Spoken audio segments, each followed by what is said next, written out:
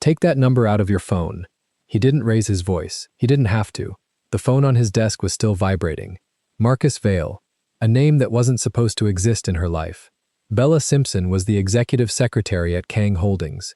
Black, beautiful, curvilinear, the woman who controlled the door of the most feared man in Manhattan. A black Tubino dress, stiletto heels, a gold watch, the kind of elegance that walks past you and you turn around. Kang Seo-jin was the CEO. Three-piece suit, pinstripe so fine it looked like a thread of smoke. A black dragon tattoo crawling up the right side of his neck, disappearing into the white collar. They called him the Quiet One. Korean Mafia, dressed as a boardroom. For months he had loved her in silence. In front of his mother, she was only Miss Simpson. On her phone, his messages had no name. Then Marcus walked into the Lotte Palace. A black attorney. Navy suit. He looked her in the eye in public. Something Seo-jin had never done. He asked for her number. The next morning, the phone vibrated on Seo-jin's desk. His jaw locked. Take that number out of your phone. She didn't move. And what she did next would make a man who had never asked for anything in his life beg in front of his entire family. Before starting the story, comment down below where you are watching from and what time it is there. If stories of karma, love, and hidden truths move you, leave a like, be sure to subscribe to the channel, and click join to become a member and help our channel. The phone vibrated on the glass desk between them, and the name Marcus Vale climbed the screen in clean white letters. Bella did not move. Her hand stayed flat on the leather folder she had just placed in front of Kang Seo-jin. Her fingers were steady. The nude polish caught the cold light of the corner office on the 42nd floor of the Kang Holdings tower, and outside the window, Manhattan was gray with late November rain. Seo-jin did not look at the phone. He looked at her. He looked at her the way he looked at the East River when he stood at that window in the mornings. Like the water owed him something it had no intention of giving back. His pen rested between two fingers above an unsigned contract. The cap was off. A drop of ink had bled into the corner of the page. The phone vibrated again. Marcus Vale. Miss Simpson, he said. His voice was quiet. It was always quiet. That was the first thing people learned about Kang Seo-jin, and usually the only thing they were allowed to learn. The men in the building called him the Quiet One because he had never raised his voice at any of them, not even the ones who deserved it. The men outside the building called him the Quiet One for other reasons. Bella did not answer to Miss Simpson. Not in this room, not when the door was closed, not when the blinds along the glass wall had been drawn at 9:16 in the morning by his own hand. The second she walked in, she knew the click of those blinds, the way other women knew the click of a wedding ring on a nightstand. "Mr. Kang," she said. The phone went still.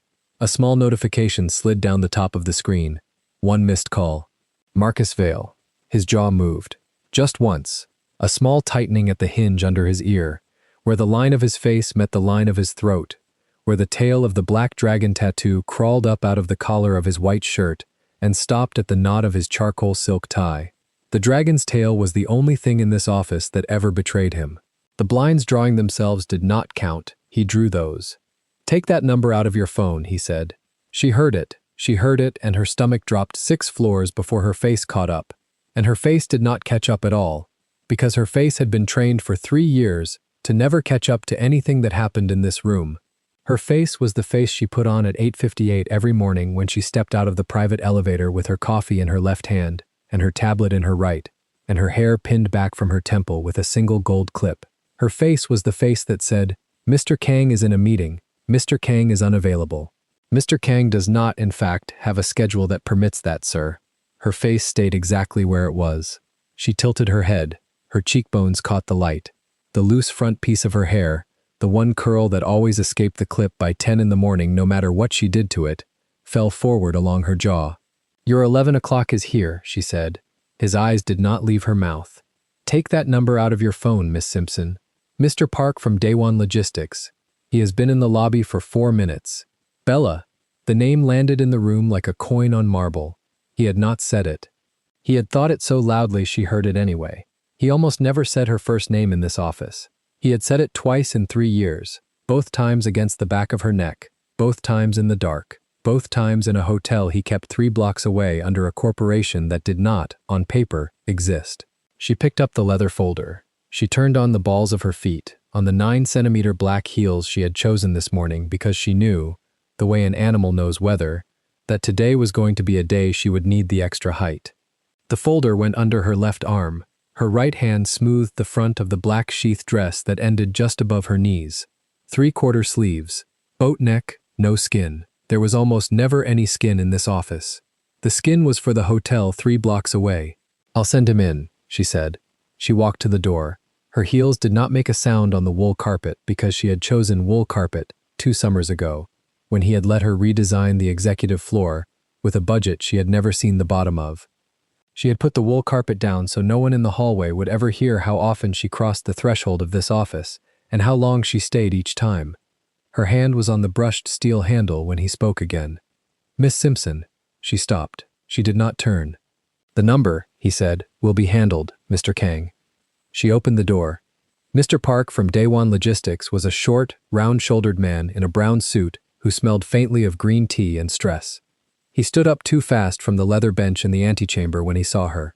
She gave him the smile she gave clients, the one that had nothing to do with her, and held the door open with the back of her left hand. "Mr. Kang will see you now." The door closed behind Park with the soft mechanical click of an expensive thing closing on another expensive thing. Bella walked the 7 steps to her own desk.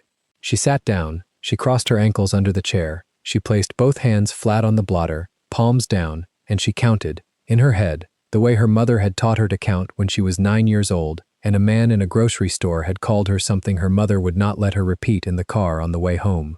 1, 2, 3, 4, 5. The notification was still on her phone. 1 missed call. Marcus Vale, 6:52 in the morning. She did not take the number out of her phone. She did not do it then, and she did not do it at 11:40, when Mr. Park left the office with both hands clasped in front of him, and his shoulders an inch lower than when he had walked in, and she did not do it at 12:15, when she walked Sojin's lunch order to the elevator herself, because the runner was sick, and she did not do it at 4:10 when she stood in the doorway of his office to confirm his car for the evening, and he looked up from the laptop and looked at her over the rim of his reading glasses, and did not say a single word about Marcus Vale, which was, she understood, the loudest thing he could possibly say. She walked out of the Kang Holdings building at 7:04 that night. The rain had stopped. The doorman, an older Polish man named Tomasz, who had loved her since the day she started, held the heavy brass door for her, and tipped his cap, and said good night, Miss Simpson, and she said good night, Tomasz, and stepped into the cold, wet smell of Park Avenue at the end of autumn. The black town car was waiting at the curb. The driver got out. She shook her head. "I'll walk to the train tonight." "Ma'am," Mr. Kang said. "I'll walk to the train, Andre. Thank you." She walked. She walked the 11 blocks to Grand Central in 9-centimeter heels because her legs needed something to do that was not sitting, and her chest needed air that was not filtered through the climate control of a building owned by a man who had told her, that morning, to take a number out of her phone. The train carried her uptown to a 1-bedroom apartment on the 4th floor of a converted brownstone on a quiet street in Harlem that she paid for herself. She had always paid for it herself. He had offered, in the 2nd month, to put her in a building on the Upper East Side with a doorman and a gym. She had said no. She had said no in a voice so flat that he had never offered again, and that was the first time she had understood that he, too, could be told no, and that he, too, would obey, in the small ways at least, when she was the one saying it. She let herself in. She kicked off the heels at the door. She lined them up against the wall on the small mat she kept there for exactly that reason. She put the leather bag on the hook. She unclipped the gold clip from her hair and shook it out, and the curls fell around her face, the front piece sliding forward over her cheek, and she walked in her bare feet across the hardwood floor to the kitchen and stood for a long moment in front of the open refrigerator with her hand on the door, looking at nothing. She closed the refrigerator. She poured herself a glass of red wine from the bottle on the counter. She took the wine to the bathroom. She ran the bath. She undressed in front of the mirror, slowly, the way a woman undresses when she does not want to look at herself, and she stepped into the water, and she put her head back against the porcelain, and she closed her eyes. The phone buzzed on the small wooden stool beside the tub. She did not open her eyes. It buzzed again. She opened one eye. The screen was face up. The message preview floated at the top of the lock screen. White text on a black background. No name, just the number. She knew the number. She had known the number for 3 years. "I'm thinking about you." She closed her eye. She did not pick up the phone. She did not type a reply. She did not even reach for it. She lay in the bath with her hair pinned up off her neck, and the wine on the floor, and the steam rising in slow ribbons toward the small frosted window, and she let the message sit on the screen until the screen went black on its own. She had loved him for 3 years. She had loved a man who, in his own building, in front of the men who worked for him, and the women who answered his phones, and the mother who had raised him to be exactly what he was, called her Miss Simpson. She had loved a man who, in the dark, in a hotel 3 blocks from the office, with his mouth at the hollow of her throat where the dragon's tail did not reach, called her Bella, the way other men prayed. She had loved a man who could not, would not, did not say her name in front of his own mother.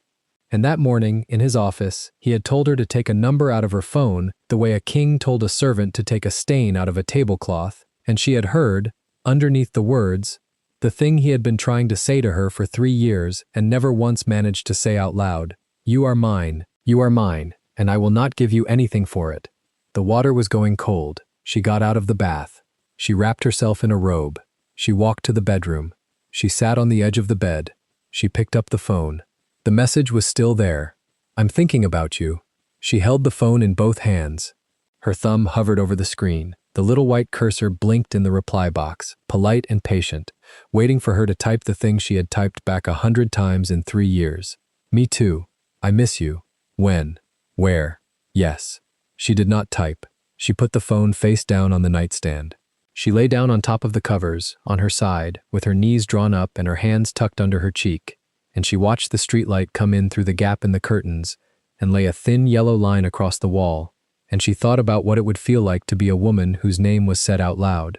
She did not know. She had never been one. In the morning, the alarm went off at 6. She got up. She made coffee. She drank it standing at the kitchen window in the robe, watching the street come awake, watching a woman 2 floors below walk a small brown dog along the curb. She thought, with the part of her mind that had nothing to do with anything, that the woman looked happy. She went to the closet. She stood in front of the row of black dresses and the row of black blazers and the row of cream silk blouses and the single navy coat she wore in the worst of winter, and she chose the black sheath with the boat neck. The same one. She always chose the same one when she needed armor. She put it on. She zipped it. She slid her feet into the 9-centimeter heels. She clipped her hair back from her temple with the gold clip. She looked at herself in the full-length mirror on the back of the closet door. The woman in the mirror looked exactly the way the woman in the mirror was supposed to look. Calm, composed, beautiful in a way that was not for sale, and not for show, and not, apparently, for naming. The loose front curl was already escaping the clip. She let it. She picked up the phone from the nightstand. The message was still there. He had not sent another. He never sent 2. He sent 1, and he waited, and he counted, in some quiet part of himself, the hours she made him wait, and he stored those hours up the way other men stored grudges. She did not reply. She slid the phone into the side pocket of the leather bag. She walked to the door. She put on the navy coat. She picked up the keys. She paused with her hand on the doorknob, and she said, very quietly, to the empty apartment behind her, "Today is the day, Bella." She did not know what the day was going to be. She did not know that, by 10 o'clock that night, she would be standing in the ballroom of the Lot New York Palace in a black silk gown with her hair down for the first time in 3 years of working for Kang Holdings, and a tall man in a navy blazer, with kind brown eyes and a clean fade, and a smile that did not hide anything, would walk across that ballroom to her and ask her, in a voice loud enough for the room to hear, for her name. She did not know that she would give it to him. She did not know that she would give him her number. She did not know that 22 hours from the moment she stood at her own front door with her hand on the knob and made that small, fragile promise to herself, the phone of Kang So-jin would buzz on the glass desk of the corner office on the 42nd floor of the Kang Holdings Tower, and the name Marcus Vale would climb the screen in clean white letters, and the jaw of the quiet one would move, once, at the hinge under his ear, where the tail of the black dragon began. She only knew, standing at the door, that something in her had broken open in the bath the night before, in the moment she had not picked up the phone. She turned the knob. She walked out. She closed the door behind her with the soft mechanical click of an expensive thing closing on another expensive thing, and the click sounded, to her own ears, exactly like the click of the blinds in a corner office on the 42nd floor, and she understood, walking down the 4 flights of stairs to the street, that she had been living, for 3 years, inside the sound of doors closing on her, and that today, For the first time, she had been the one to close one. The street was cold. She pulled the collar of the navy coat up around her throat. She walked to the train. On the platform, she opened the message one more time. "I'm thinking about you." The cursor blinked. She slid the phone back into the bag and got on the train and watched her own reflection slide back at her in the dark glass. Calm mouth, calm eyes. A loose curl against her cheek. She had become, over 3 years, very good at being the reflection. That was the problem. At 8:56, the elevator doors opened onto the executive floor. The receptionist, a young Korean woman named Jenny, who had been hired last spring and still flinched a little when Bella walked past, said, "Good morning, Miss Simpson," and Bella said, "Good morning, Jenny," and walked down the long, quiet hallway past the row of black and white architectural photographs, past the small alcove with the orchid that the cleaners watered on Tuesdays, past the closed door of the conference room where the boys from legal were already in their second pot of coffee, to the antechamber outside the corner office on the south wall. His door was closed. His door was always closed before 9. She sat down at her own desk. She turned on the monitor. She opened his calendar. She read, for the 7th time that week, the schedule she had built for him, and she ran her eyes down the column of meetings the way another woman might run her fingers down a string of pearls she had inherited and never been able to bring herself to sell. 10. Conference call with Seoul. 11:30.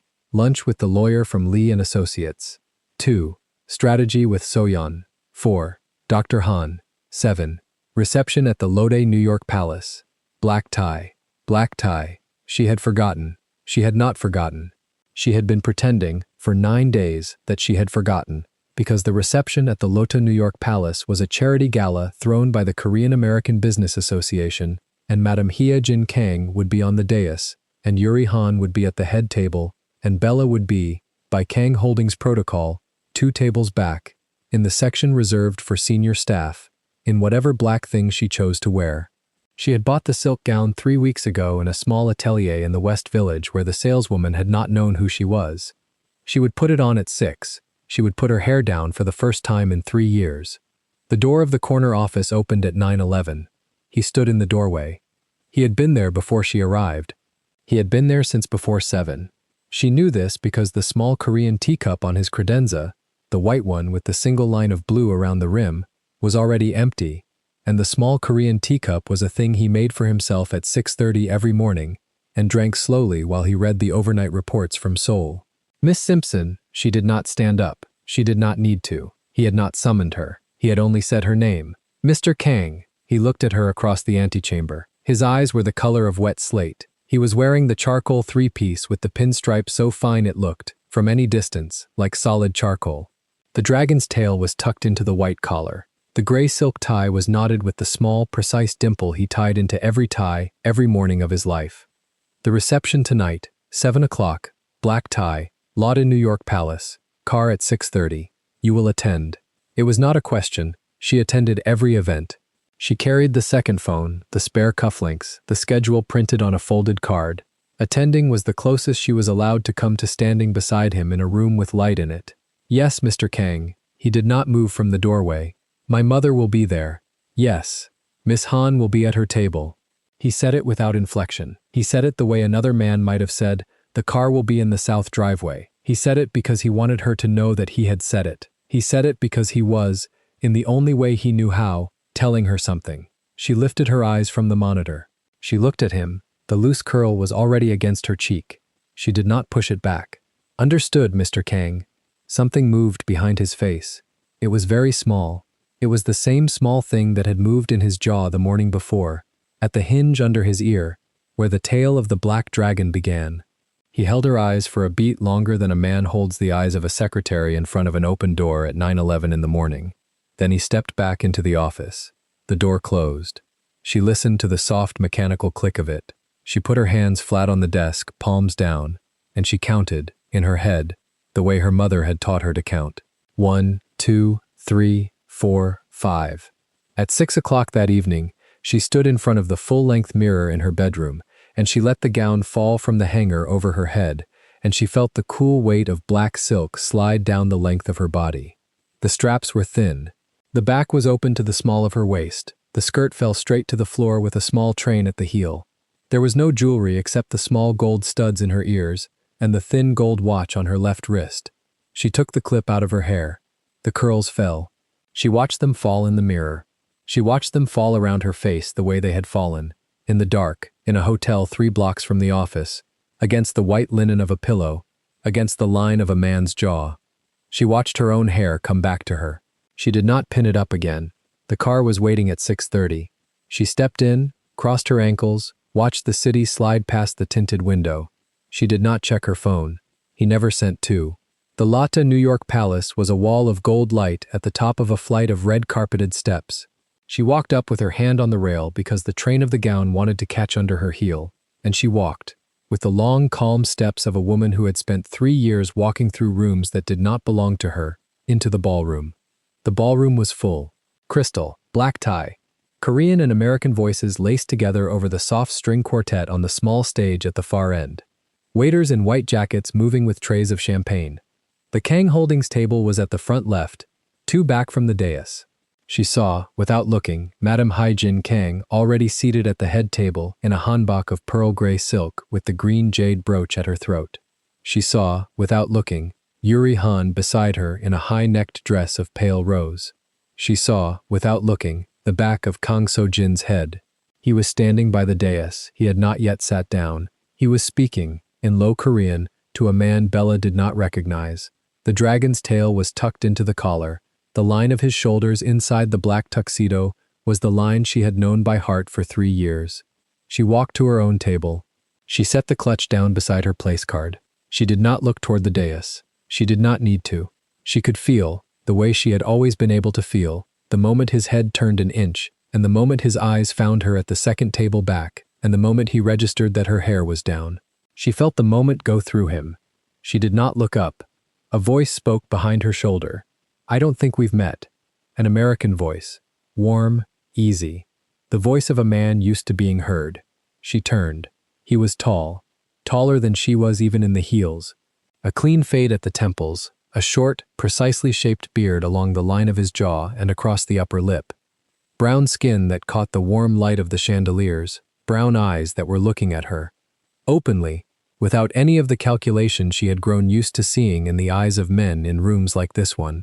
Navy tuxedo, white shirt, a burgundy bow tie. He smiled. The smile did not hide anything. She had not seen a smile like that in 3 years. "Marcus Vale," he said, and he held out his hand, palm open, the way a man holds out a hand to a person and not to a job. "I'm with Vale Whitcomb. The firm is doing some pro bono work for the association tonight." She looked at the hand. She looked at the face. She put her hand in his. "Bella," she said. She did not say Miss Simpson. She did not say Bella Simpson, executive assistant to Kang So-jin of Kang Holdings.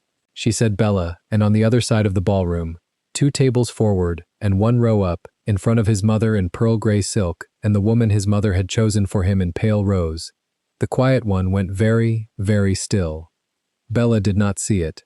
She was looking at Marcus Vale, and Marcus Vale was looking at her, like the rest of the ballroom had quietly stepped out of the room. He held the wineglass between 2 long fingers. He did not drink from it. He used it as a reason to stand close to her, without leaning in. That detail registered somewhere in the back of her mind, the way a closed door always registered with her in an office. Respect, she thought. He was practicing respect. "Tell me your name again," he said. Slow. "Bella Simpson." "Bella Simpson." He repeated it the way a careful lawyer repeats a clause, as if accuracy was part of how he treated women. "I'm Marcus Vale. I work with Han Group on the U.S. side. Litigation, mergers, the boring half of the room. You don't look bored." "I'm not. I just spotted the only person in this ballroom who isn't pretending." She let a quiet, controlled breath out through her nose. She had heard worse opening lines in elevators. She had heard better ones in cars at 3 in the morning from a man who would never say them where a waiter could hear. The difference, here, was the volume. Marcus Vale was speaking at a normal indoor voice. He was not lowering his head toward her ear. He was not glancing toward exits. He stood next to her like a man who did not owe his presence to anyone in the room. "That's a dangerous compliment in a building full of people pretending," she said. "Is it?" "In my experience." His mouth tilted. It was not a smirk. It was something gentler. "Then I'll be careful with it." A waiter slid past with a tray. Marcus moved half a step so the waiter could pass and, in moving, placed himself between Bella and the corner of a table. He did not touch her. He did not announce the gesture. He simply put his body where a sharp edge might have caught her hip. She noticed. She filed it. 2 tables forward and 1 row up, the quiet one had also noticed. "What do you do for Mr. Kang?" Marcus asked. "Whatever Mr. Kang needs." That's a careful answer. It's a true one. He smiled at that. "Are you always this careful?" "In ballrooms?" "Yes." "And outside of ballrooms?" She turned her head just enough to look at him directly. The light caught the front lock of her hair where it fell along her cheek. "Outside of ballrooms, I am also careful, Mr. Vale. Just in different ways." "Marcus." "Mr. Vale," she said, and let the smile stay on her mouth. "I just met you." "Fair." He set the wineglass down on the edge of an unattended cocktail table without looking. "Then I'll ask you a careful question. May I have your number, Bella Simpson? Not for tonight. Not for this week. For whenever you would like to have a conversation in a room that does not have a string quartet in it." She did not answer immediately.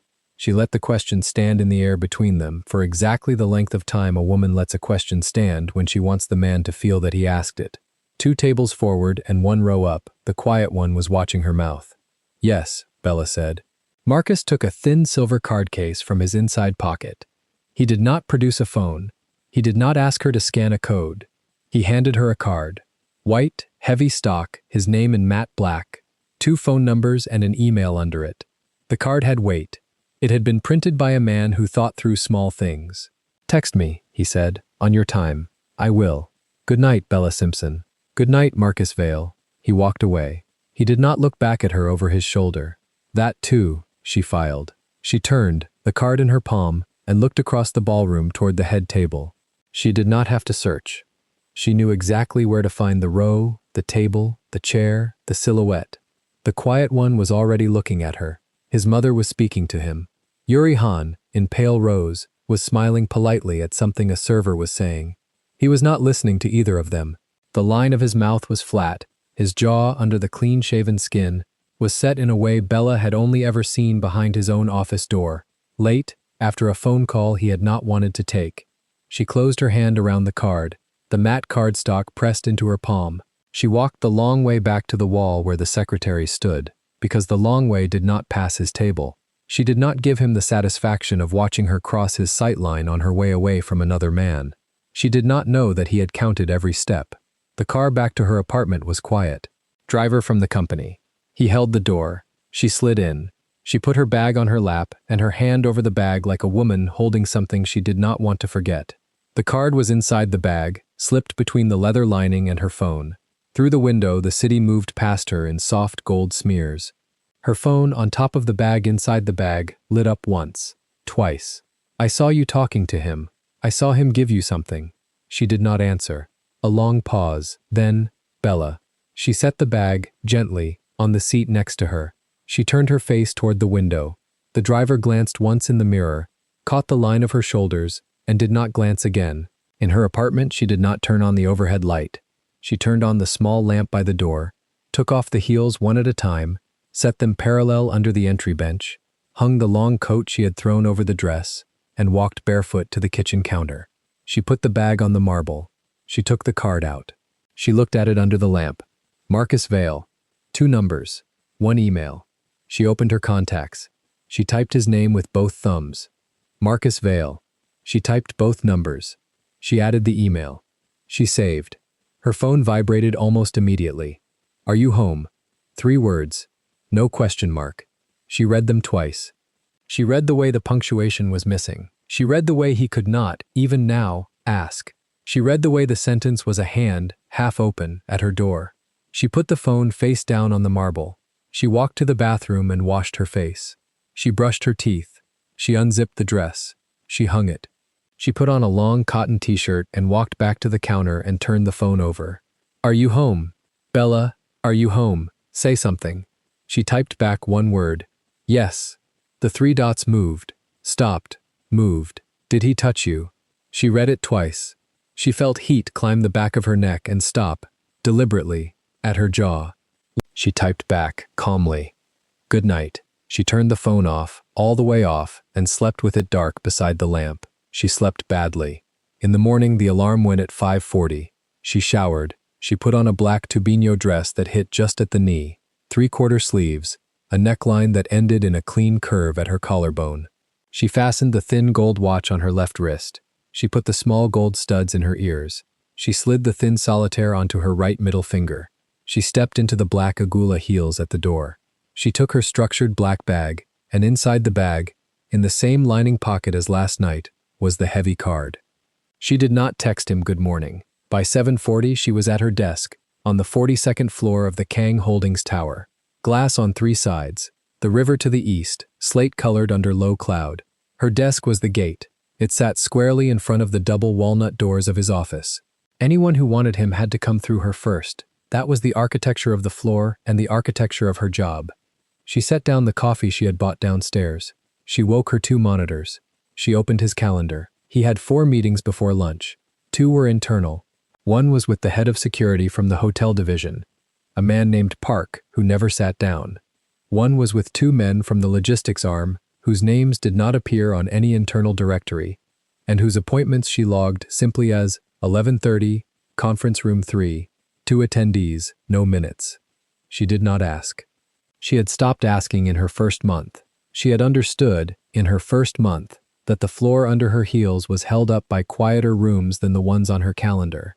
The elevator pinged. He stepped out. Black 3-piece. Pinstripe so thin it almost wasn't there. White shirt.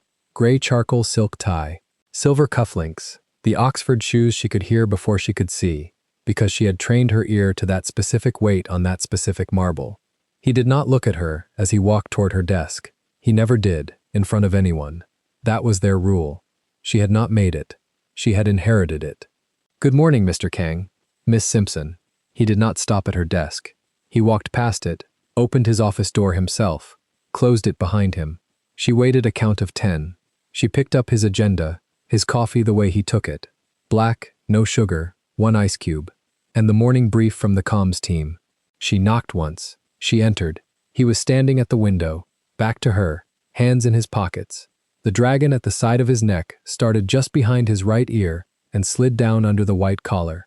From where she stood, she could see only the curve of the dragon's throat and 1 black scale. The rest of the animal was hidden under starched cotton. "Your 9 o'clock confirmed," she said. Mr. Park moved his to 9:40. "Logistics at 11:30 and 3. Lunch is held. Thank you. Coffee." She set the cup on the corner of his desk. She did not look at him when she did it. She turned to leave. "Miss Simpson." She stopped, hand on the door. "Yes, Mr. Kang." A long silence. The kind of silence she had learned to translate. She did not turn around to read his face. She had decided, in the elevator, that she would not turn around for him this morning. Not yet. "That will be all," he said. "Yes, Mr. Kang." She closed the door behind her, very softly, and went back to her desk. At 9:52, her phone, set face up next to her keyboard for legitimate reasons, vibrated. The screen brightened. The name, in clean letters, lit up against the black glass. Marcus Vale. The screen showed it for the full length of the call, 3 rings, before it went to voicemail. She did not answer. She had not yet decided how she wanted to, but she let the screen stay bright. She let it sit there on her desk.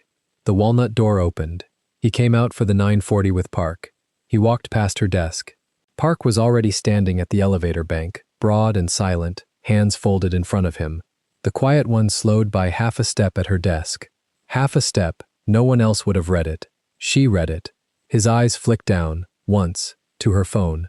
Marcus Vale, the missed call banner, the full name, the little gray icon. His jaw moved. Just once. The clean-shaven line of it tightened along the bone, and he kept walking. She did not breathe out until the elevator closed. At 10:06, the door of his office opened again. He had cycled back through after Park, alone, and he stopped at her desk. He stopped fully this time. He put one hand flat on the edge of the desk, fingers spread, and leaned the smallest amount of weight onto it. The dragon's tail was just visible, the tip of it, above the white collar where the silk tie had loosened by perhaps a centimeter. She did not look up. She finished the line she was typing. "Yes, Mr. Kang. Look at me." She looked at him. She kept her face the way she kept it in every meeting where men decided things about money in front of her. Open, polite, unreadable. He did not speak for 2 full seconds. His eyes were not on her eyes. They were on her mouth, for one beat, and then on the phone on the desk, and then on her eyes. "Take that number out of your phone." It was not loud, it was not shouted, it was lower than his normal voice, the way a man speaks when he does not trust the higher register not to crack. It was the first time he had ever told her, in the building, in daylight, with the marble under their feet and the glass at their backs, what to do about another man. The hallway was empty. The reception pod across the corridor had 2 assistants in it, both wearing headsets, both looking at their own screens. No one heard. No one ever would. That, too, was the architecture. She looked up at him. Fully. She let him see her face the way he never let her see his. In public. "Mr. Kang, take it out." No. The word did not echo. The word did not rise. She said it the way he had said his sentence. Quietly. Without theater. With a stillness behind it that came from somewhere much older than this office. His knuckles, where his hand pressed the desk, went a shade lighter. The dragon's tail, above his collar, did not move. He did not move. For a long instant, the entire 42nd floor seemed to be balanced on the edge of that one word. "Miss Simpson, my personal contacts," she said, "are not on your calendar." His eyes moved over her face. The way a man reads a clause he did not draft. The way a man reads a door he has just realized he does not have a key to. "Bella," he said it under his breath, so low that if anyone had walked past the desk at that moment, they would have heard nothing but the soft tap of her fingernail returning to the keyboard. He had said her first name in this building exactly 4 times in 3 years, and every one of them had been behind his closed door, with the lights off, with his mouth at her temple. He had never, ever said it where the carpet ended and the marble began. She felt it land. She did not let it show. "Mr. Kang," she said levelly, "your 11:30 will need 3 water glasses and no minutes. I have already told reception you are not to be disturbed." He straightened. Slowly, he lifted his hand off the desk. He adjusted the silk tie back up the half-centimeter it had slipped. The dragon's tail vanished under the collar. "Thank you, Miss Simpson." "Mr. Kang." He went back into his office. He did not slam the door. He closed it the way a man closes a door when he does not yet trust himself to do anything more violent than close a door. The walnut met the frame with a low, controlled sound. She sat at her desk. She set her hands palm down on the cool surface for 1 count of 5. Then she picked up the phone. She did not delete the number. She did the opposite. She opened the contact card she had typed last night in her kitchen. She tapped Edit. She tapped Add to Favorites. She tapped Done. She set the phone down face up, screen bright, the name Marcus Vale sitting clean and quiet at the top of her recents, where any man who stopped at her desk and looked down would see it. Then she pulled up the agenda for the 11:30 in Conference Room 3, confirmed the 3 water glasses with catering, and answered an email from comms about the quarterly statement with a calm 2-line reply. Inside his office, behind the closed walnut, the quiet one stood at his window with his back to the room and watched a single tug pull a black barge slowly south along the slate-colored river. He did not move for a long time. His mother had called him twice already that morning. He had not picked up. Yuri Han had sent a polite message thanking him for last night. He had not opened it. He had said her name out loud at her desk. In the building, where the cameras lived in the ceiling, he had said Bella. He pressed the pad of his thumb against the glass and watched the print bloom and fade. On the other side of the door, his secretary, his right hand, the woman who had let another man's card sit in her bag overnight and another man's name sit at the top of her phone in the morning, kept working. She did not look up when the elevator pinged at 11:28 and the 2 men from logistics walked past her desk without names. She nodded them through. She did not look up either when at 12:04 her phone lit up a second time and the name Marcus Vale slid across the glass. This time, she picked it up. She tapped accept. She lifted the phone to her ear. "Bella Simpson," she said, in her work voice, calm and bright. "Good afternoon, Mr. Vale." Through the walnut door, in the quiet office, a man in a 3-piece suit with a black dragon tattooed under his collar heard the murmur of her voice on the other side of the wall and did not move from the window for a long, long time. Marcus's voice in her ear was warm, unhurried. The kind of voice that did not need to be heard by anyone else to feel sure of itself. Bella Simpson in her work voice. "That's a privilege. It's the only voice I have at this number, Mr. Vale." "Marcus." "Mr. Vale, we are still in business hours." He laughed. It was a low, surprised laugh, the laugh of a man who had been waiting for a woman to push back at him, and was pleased to find that she did. Then I'll be brief. Dinner, Thursday, 8. A place on West 10th that is dark enough to talk and bright enough to read a menu. I will send a car, or I will meet you at your building, whichever respects your schedule more. She did not glance at the walnut door. She did not need to. She knew, by the angle of the light under the door and the absence of any footfall on the other side, that he was still at the window. She knew he could hear her voice but not her words. Thursday at 8 will work, she said. I will send the address by message. Wear whatever makes you feel most like yourself. That is a generous instruction. It is a selfish one. I would like to meet the woman, not the outfit. She allowed for 1/2 second a real smile, the kind that did not belong to the lobby or the desk or the calendar. Good afternoon, Mr. Vale. Good afternoon, Miss Simpson. She set the phone down face up on the marble of her desk. The recent call banner glowed soft white. Marcus Vale. Outgoing call. 4 minutes, 12 seconds. She did not move it. At 12:30, she walked to the small staff kitchen at the end of the corridor and made herself a cup of green tea. She drank it standing at the counter with her back to the doorway. She did not check the phone. She did not check her hair. She drank slowly. The heat of the cup steadied something at the base of her sternum that had been vibrating very faintly since 10:06. When she came back, the walnut door was open a hand's width. He was at his desk now.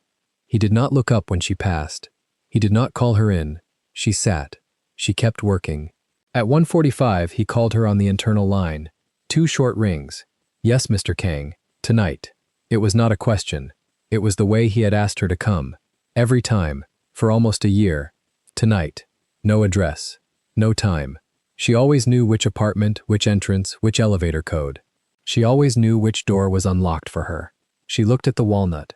She looked at the phone on her desk where Marcus Vale sat at the top of the recents. She looked at her own hand resting on the mouse, the thin solitaire on her middle finger catching the office light. No, Mr. Kang? A pause on the line, the kind of pause she felt in her teeth. Miss Simpson, I have plans. Cancel them. No. The line was quiet for a long count. She heard him breathe, once, through his nose. She heard him set something down on his desk, a pen, probably the heavy black one his sister had given him. Bella. Mr. Kang, was there anything else regarding the calendar? He did not answer immediately. When he did, his voice had returned to the flat executive register he used in meetings. The register that did not bleed. No, thank you.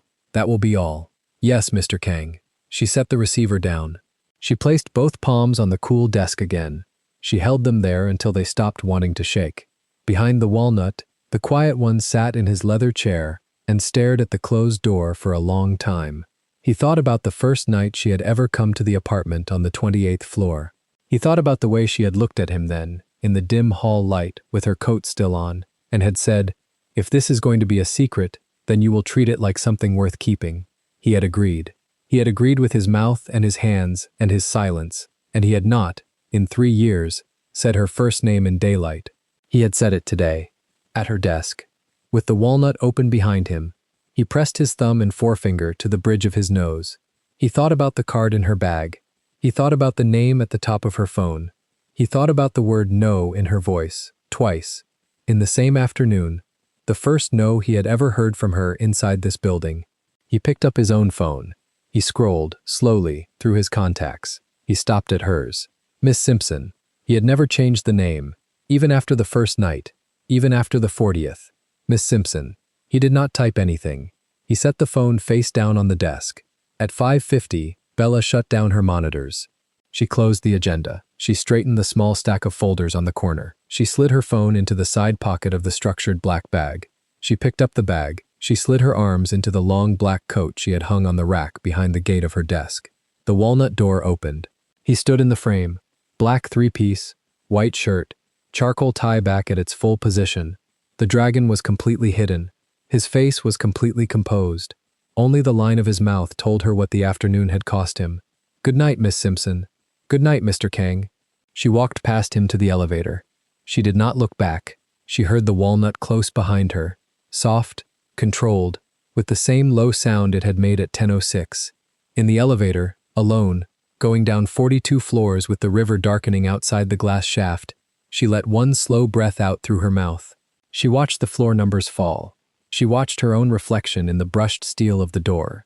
Black dress, gold watch, calm face, the front lock of her hair where it always fell along her cheek.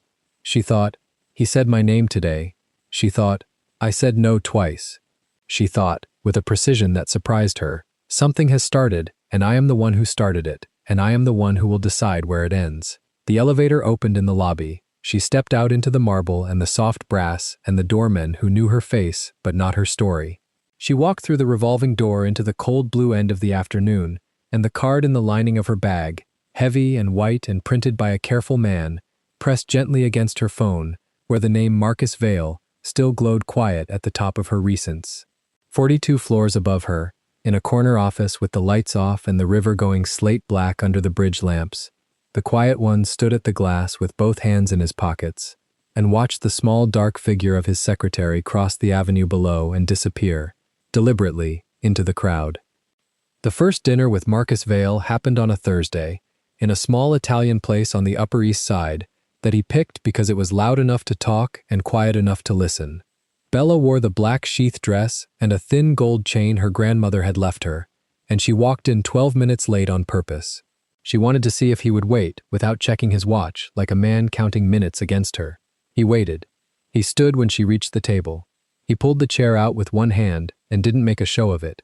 He said her name like it was a normal word in a normal sentence, not a code or a warning. Bella, thank you for coming. She sat. She set the small black bag beside her plate. She did not put her phone face up on the table. She did not put it face down either. She left it inside the bag, zipped, and that single small choice felt like cutting a rope. Thank you for asking twice, she said. He smiled.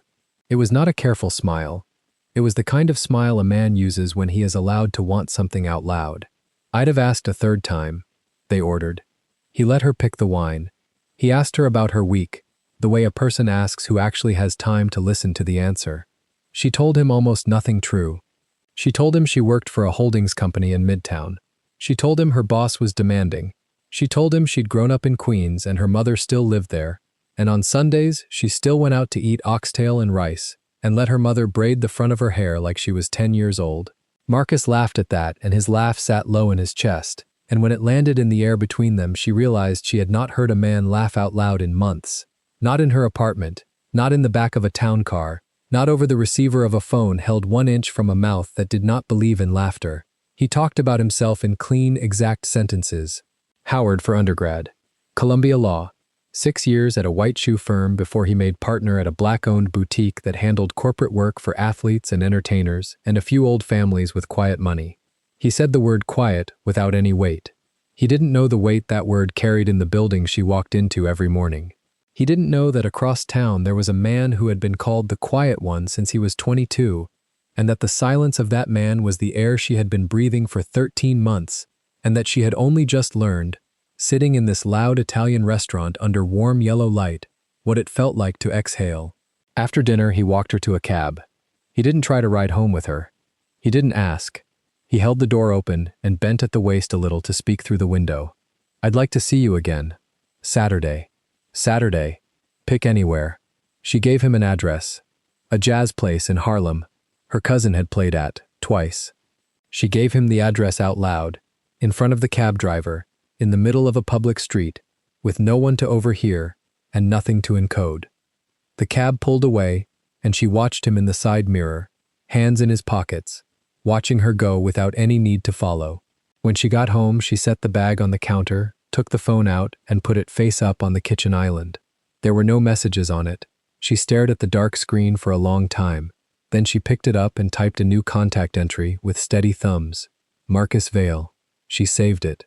She did not hide it. She did not nickname it. She did not file it under M for nothing. Friday morning, she walked into the executive floor at 8:12, set her bag down at her desk outside his door, turned on the monitors, started the coffee in the small private kitchen behind her station, and did everything in the order she had done it for 13 months. The door to the inner office was closed. The light underneath was already on. He had been there since before 6. She knew because the security log on her screen told her so, and because the small glass dish on his desk, where he dropped his cufflinks at the end of every night, was empty by the time she walked the morning brief in at 8:30. She knocked twice. She entered. He was at the window with his back to the room. White shirt, no jacket yet. the tip of the dragon's tail just visible above the collar. She set the brief on the corner of his desk, exactly where she had set it every morning for over a year. She did not say good morning. She had stopped saying good morning sometime in the spring, because he had stopped answering it sometime in the winter, and silence had a way of writing its own contract between two people who had agreed to nothing out loud. Mr. Kang, 8:30 brief. The Han group call moved to 11. Legal flagged the Jersey port lease for a second read. Your mother's office confirmed Sunday. He did not turn around. Anything else, Miss Simpson? No, sir. She turned to leave. Her phone, set deliberately face up in her left hand, the way a person carries a clipboard, vibrated once. A short, single buzz. A text. She did not look down. She did not need to. She knew the rhythm of his own phone on his desk, the heavy double buzz of an internal extension, the long roll of an incoming call, and she knew the short single hum in her palm was a message from a saved contact. She kept walking toward the door. Miss Simpson. She stopped. She turned, slowly, just her head. Sir, your phone. My phone. It buzzed. Yes, sir. It did. A beat. The river behind him, moving brown and slow under the early light. The dragon at his collar still and patient. He did not turn around. His voice did not change. The temperature of the room dropped 2 degrees, the way it always did, when he was choosing which word to use as a knife. Personal, he said. Yes, sir. That was all. She went out and closed the door behind her with the exact softness she had always used, and at her desk, she set the phone face up beside her keyboard, and she opened the message, and she read it once, and she smiled, and she did not delete it. It said, last night was good. Sunday brunch if you're free. M. She typed back, with her thumb, in full view of the security camera in the corner of the ceiling that fed directly to the monitor inside that closed door behind her. Sunday works. Pick the place. B. She hit send. She set the phone down face up. She started on the day's correspondence. 40 minutes later, the door behind her opened. He came out without his jacket. He did not stop at her desk. He walked past her to the elevator bank. He did not speak. He did not look. But as he passed her, his eyes flicked once down at the phone on her desk. Face up, screen dark, the small notification light on its corner blinking a soft, slow green for an unread reply, and his jaw, the one she had watched harden 100 times across 100 conference tables, hardened in exactly the same way it had hardened the first time she'd said the name Marcus Vale out loud in his presence. Then he was in the elevator. Then he was gone. She did not look up until the doors closed. That weekend she went to Harlem. Marcus met her at the door of the jazz club with his hand on the small of her back, the way a man touches a woman in public when he is not afraid of being seen with her. They sat in a corner booth and a trio played behind a low blue light, and he ordered for them both because she'd asked him to. He didn't try to hold her hand across the table. He waited until she set hers down on the cloth, palm up, before he covered it with his own. His palm was warm and dry and steady. She kept her phone in her bag. She did not check it. Once during the second set the bag buzzed against her hip, and she let it buzz. Marcus noticed. He said nothing. He squeezed her hand once, and then let her go to clap when the bass player took a solo. She got home at 2 in the morning. She took the phone out then. 3 missed calls, no voicemails, no texts, just 3 blank empty calls from a contact that had been saved in her phone for 13 months under no name at all, only a single Korean character that meant nothing in English and everything to her. She did not call back. Monday, she walked into the office at 8:12 with her hair pulled back tight and the same black sheath dress and salt water still in her lungs, from a long Sunday walk along the river with a man who had asked, casually, between bites of eggs Benedict, if she wanted to see his apartment next weekend. She'd said maybe, he'd said okay. He hadn't pushed. She'd liked that almost more than she liked his hand. She set the morning brief on the corner of the desk. She turned to leave. He spoke before she reached the door. Close it. She closed it. She turned. She stood with her back against the wood and her hands folded in front of her at the waist, the way she had stood inside that office 1,000 times to receive instructions. He was sitting now, jacket on, cufflinks in, hands flat on the blotter on either side of a closed leather folder. He did not look up. You went out. Yes. Saturday. Yes. With him. With Marcus Vale. Yes. His thumb moved once along the edge of the folder. That was all. The dragon at his collar was hidden behind a perfectly knotted gray silk tie. She watched the small motion of the thumb, and she felt the floor of the room tilt very slightly underneath the carpet. "You're seeing him. I'm having dinner with him, sir. Don't." She did not move. She did not breathe out. She felt her own pulse in the side of her neck against the gold chain. "Don't what, sir?" He looked up then. Black eyes. Flat. The same eyes she had watched across 100 negotiations with men who had walked out of this office paler than they had walked in. "Don't call me sir right now." She did not answer. She let the silence sit. She let him hear the shape of what he had just asked her for. In this room, on this carpet, in this building, with the door closed and her name still spelled Miss Simpson in the contact field of his phone. "Then what would you like me to call you?" she said, and her voice came out quieter than she expected, and steadier, and harder. "In this office, right now." He did not answer. "Mr. Kang," she said. "I'll be at my desk." She opened the door. She walked out. She left it open behind her on purpose. She sat down at her desk in full view of the open doorway, and she did not look once toward him for the next 4 hours. That was the day the silence broke. It broke in small ways at first. A meeting ran 2 minutes long because he repeated a question he had already asked. The Han group call at 11 had to be pushed because he was not at his desk when it rang, and she could not find him on the floor.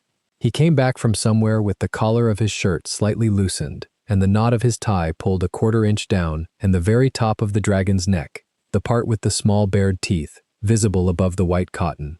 He passed her desk without speaking, and went into his office and closed the door, and she sat outside it and felt the heat coming off the wood like a stove. It broke in larger ways by Wednesday. He called her into the office 3 separate times for documents she had already placed on his desk that morning. The 3rd time, he made her stand in front of the desk and read aloud from a single paragraph of a logistics contract while he watched her mouth move and did not look at the page. When she finished, he said, "Again," and she read it again, and he closed his eyes for 1 long second and then opened them and said, "That's all, Miss Simpson." And she went back to her desk, and her hands were shaking when she sat down, and she hated him for it, and she hated herself more for the heat in her own face. Thursday, Marcus sent flowers to the office. She did not know they were coming. She had given him the building address only as a place to drop off a book he wanted her to read. She had not given him her floor.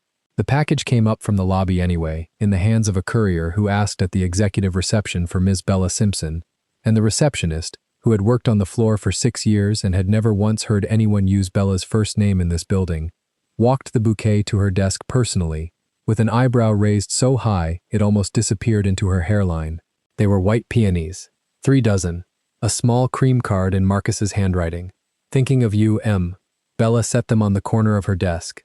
She did not move them. She did not hide them.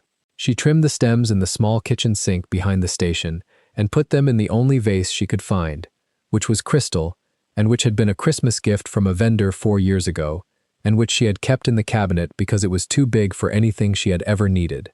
She set the vase on the corner of her desk closest to the door of the inner office. She arranged the card so the writing faced the door. She did not read it again. She did not need to. She knew what it said. He came out at 4:11. She heard the chair push back. She heard the small click of a cufflink against the desk as he stood. She heard the 3 measured steps to the door, the small pause, the turn of the handle. She did not look up. She typed steadily into the calendar invite she was building. He stopped at the corner of her desk. She felt his shadow fall across her keyboard.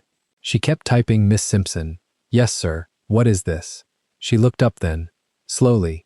She set her hands flat on either side of the keyboard, the way she had seen him set his hands 100 times on the blotter when he was about to deliver a number that would end a man's career. "Flowers, sir. From." She held his eyes. She did not blink. She did not smile. She did not soften. She felt 13 months of swallowed words rise into the back of her throat, and she did not swallow them this time. "From Marcus Vale, sir. Would you like to read the card?" He did not answer. His jaw worked once. The dragon at his throat moved a 1/4 inch as he swallowed. He looked at the vase. He looked at the card. He looked at her. He did not pick up the card. He did not touch the vase. He turned and walked back into his office and closed the door, and she heard, very faintly through the wood, the small precise sound of a glass being set down on a desk with more force than a glass requires. She kept the flowers there for 4 days. By Friday afternoon, every assistant on the floor had walked past her desk at least once to see them. By Friday evening, the bouquet had become a kind of unspoken announcement on the executive level, a flag planted in the carpet outside the door of the quiet one, and every senior who walked past it without comment was making a comment by walking past it. That Friday night she met Marcus at a restaurant in Tribeca. She wore a wine-colored dress instead of black. She let him pick her up at the curb in front of her building. She did not look up at the windows of the apartment 42 floors above hers as she got into his car, because she knew, the way a woman always knows, that somewhere in this city, he was watching her get into another man's car for the first time, and she did not give him the satisfaction of seeing her search for him. Marcus took her to a small place with a long wood bar. He held the chair. He ordered the wine. He told her, halfway through the entree, that he wanted to be honest about something, and her stomach tightened, and he said, "I haven't dated anyone in 2 years. I'm not interested in playing games. If you're in something with someone else, I'd rather know now and stay your friend than find out in 3 months and have to learn how to walk away." She looked at him across the table. Warm brown eyes, open face. A man who had said the cleanest sentence anyone had ever said to her about her own life. She set down her fork. "I'm not in anything," she said. "Not anymore." He nodded once. He picked up his wine. Okay, that was all. She went home alone that night. She wanted to. She wanted to lie in her own bed in her own apartment with her own thoughts and decide, in her own silence, what she had just said out loud and whether it was true. She lay awake until 3. She did not pick up her phone. At 3:11, the phone on the nightstand lit up. The contact with no name. She watched it ring. 6 rings. 8, 11. It went to voicemail. She watched the screen go dark again. She watched the small notification appear. 1 new voicemail. She did not listen to it. She did not listen to it that night. She did not listen to it the next morning. She did not listen to it Sunday. By Monday morning, she had listened to it twice with the volume turned all the way down so she could not hear his breath, only watch the bar of his voice rise and fall across the small green line, the way you watch a body across a river without ever getting close enough to know if it is still alive. Monday, she walked into the office at 8:12. The flowers were gone. Someone had thrown them out over the weekend. The crystal vase had been washed and put back in the cabinet. The card was nowhere on her desk. She set the morning brief on the corner of his desk. She turned to leave. "Miss Simpson?" She stopped. She did not turn. "Sir, the flowers, they were dying, sir. I threw them out." She had not. She knew he knew she had not. She kept her back to him. She kept her hand on the door. "Miss Simpson, turn around." She turned. He was standing now. He had come around the desk. He was 3 steps from her. His jacket was off. The dragon at his collar was visible.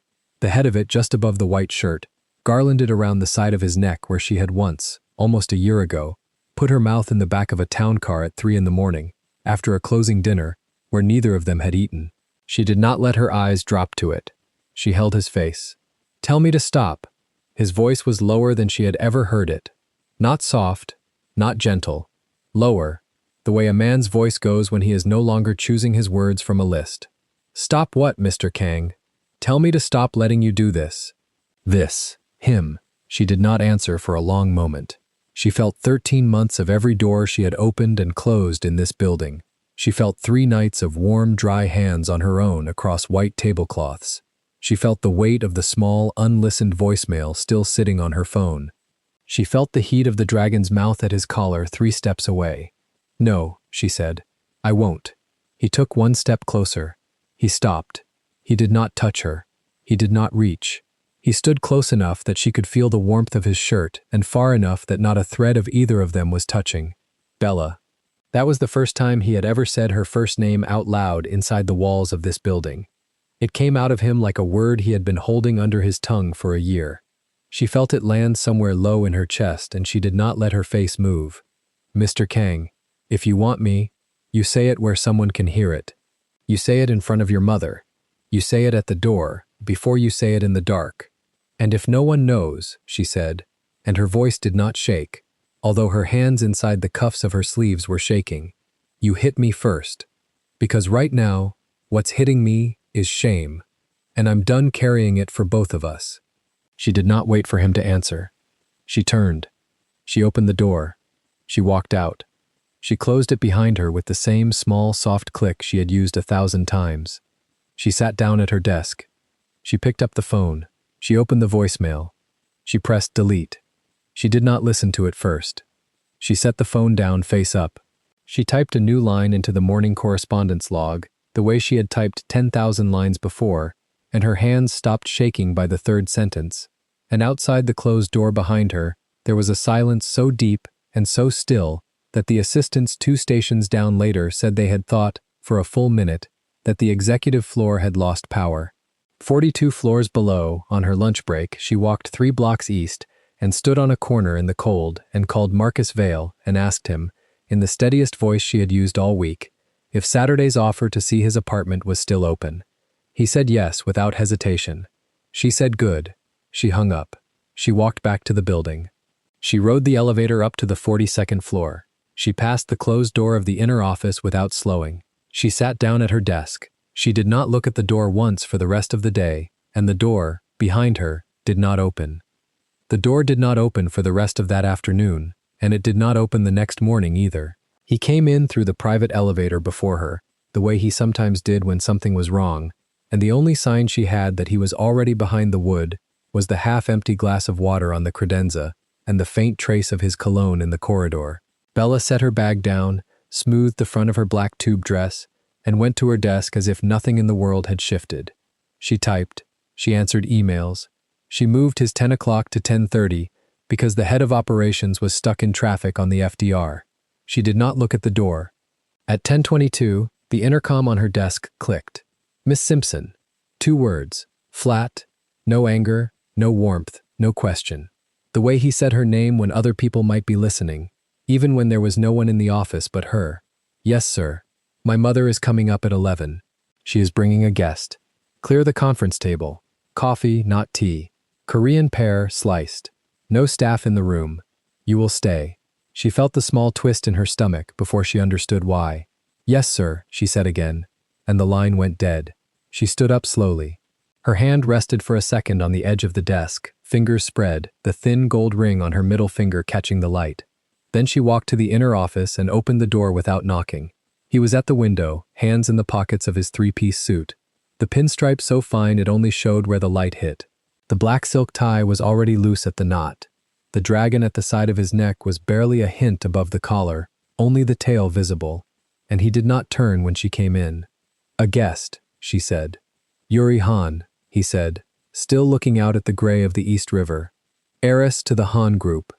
She is 28. She speaks 4 languages. Her father owes mine a debt that was never written down. And your mother believes that this debt should be paid with her. He did not answer. Bella crossed to the conference table at the far end of the office and began to clear the folders he had left there. She stacked them in the order he liked, spine out, the red one on top. She set out 3 coasters.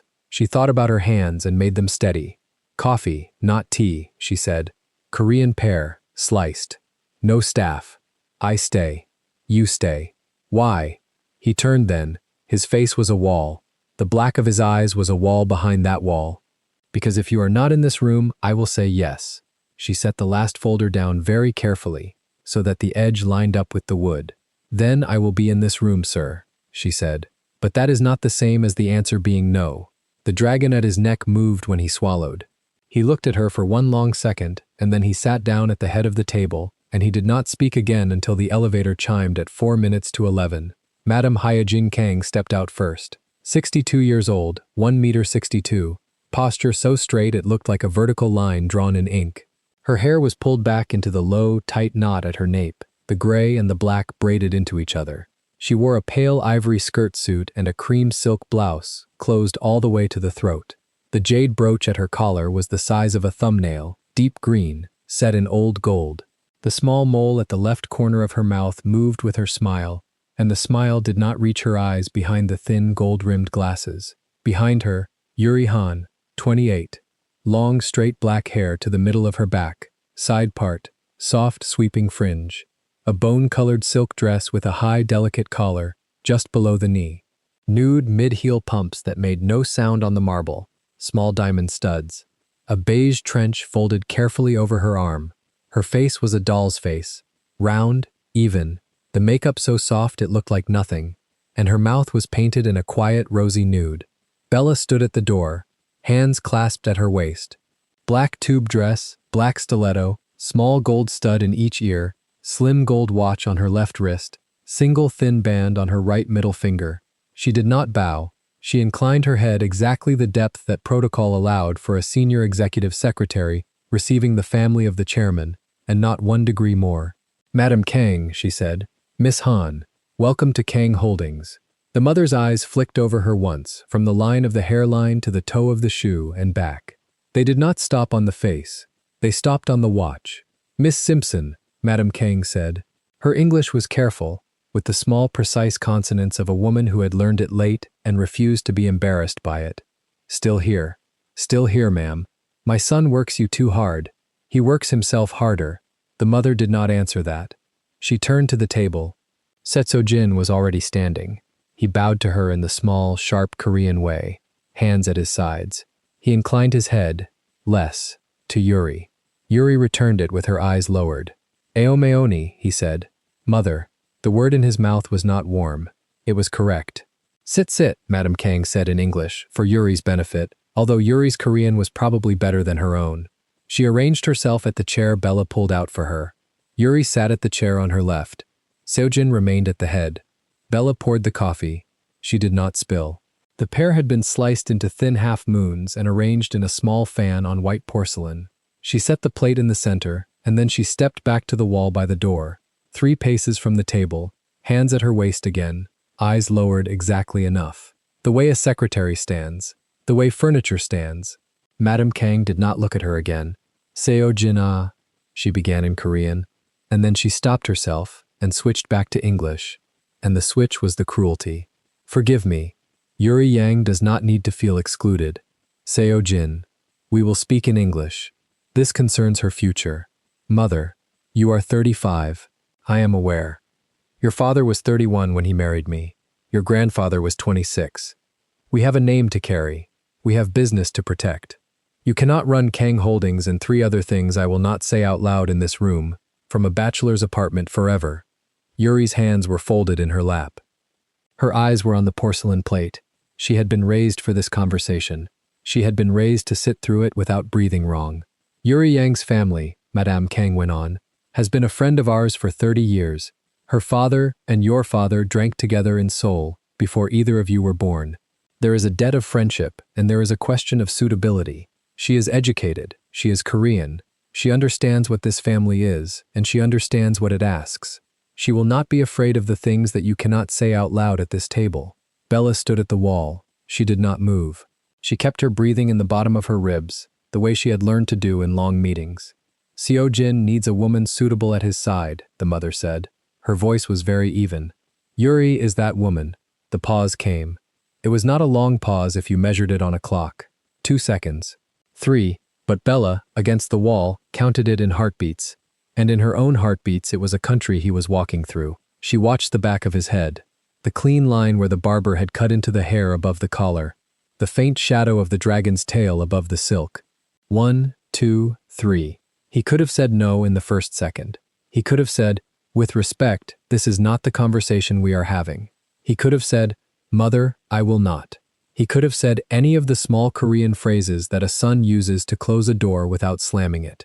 He took 3 seconds. He took 3 seconds in front of his mother, and in front of Yuri Han, and in front of Bella, standing at the wall in a black dress with her hands at her waist.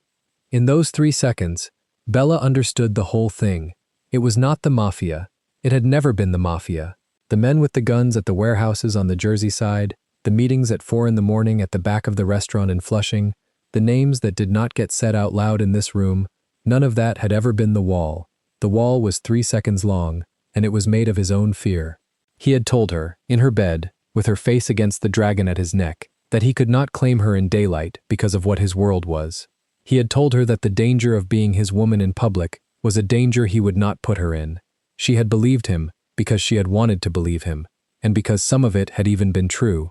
But the danger of his mother sliding a Korean heiress across a conference table was not the danger of a bullet. It was the danger of disappointing a small woman in pearls. And in front of that danger, he had taken 3 seconds to find the word no, and that was the size of him. He spoke at the end of the 3rd second. "Mother," he said, "this is not the moment for this conversation. Not no. Not with respect. I have already chosen. Not the moment." Madame Kang inclined her head a fraction. It was the smallest possible nod of victory. Of course, she said. We are at your place of work.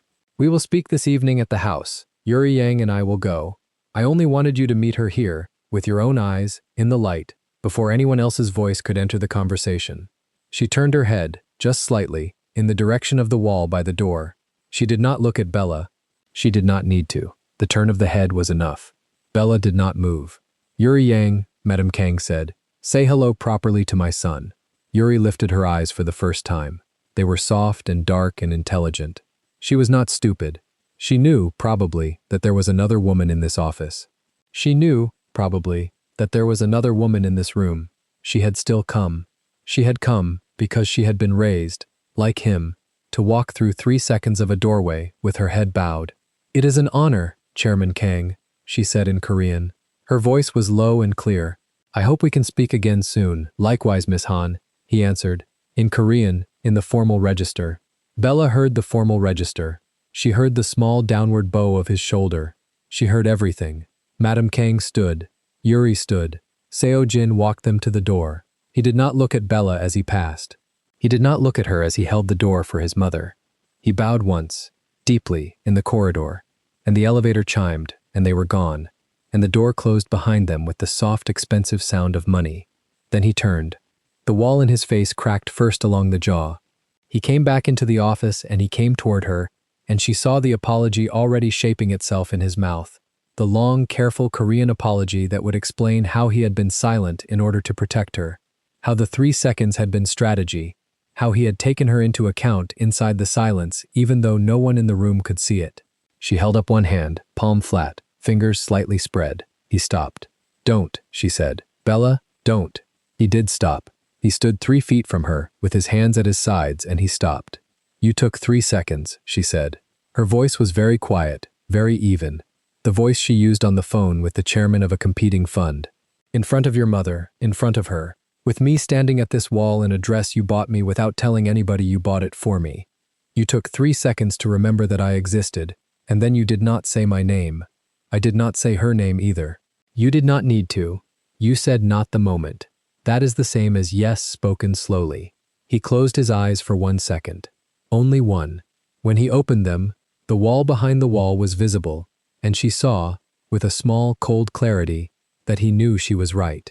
Bella, he said, if I had said no in that chair, with my mother across from me, with Yuri Han across from me, in this building, today, in the way she wanted me to say it, there would be consequences you do not understand.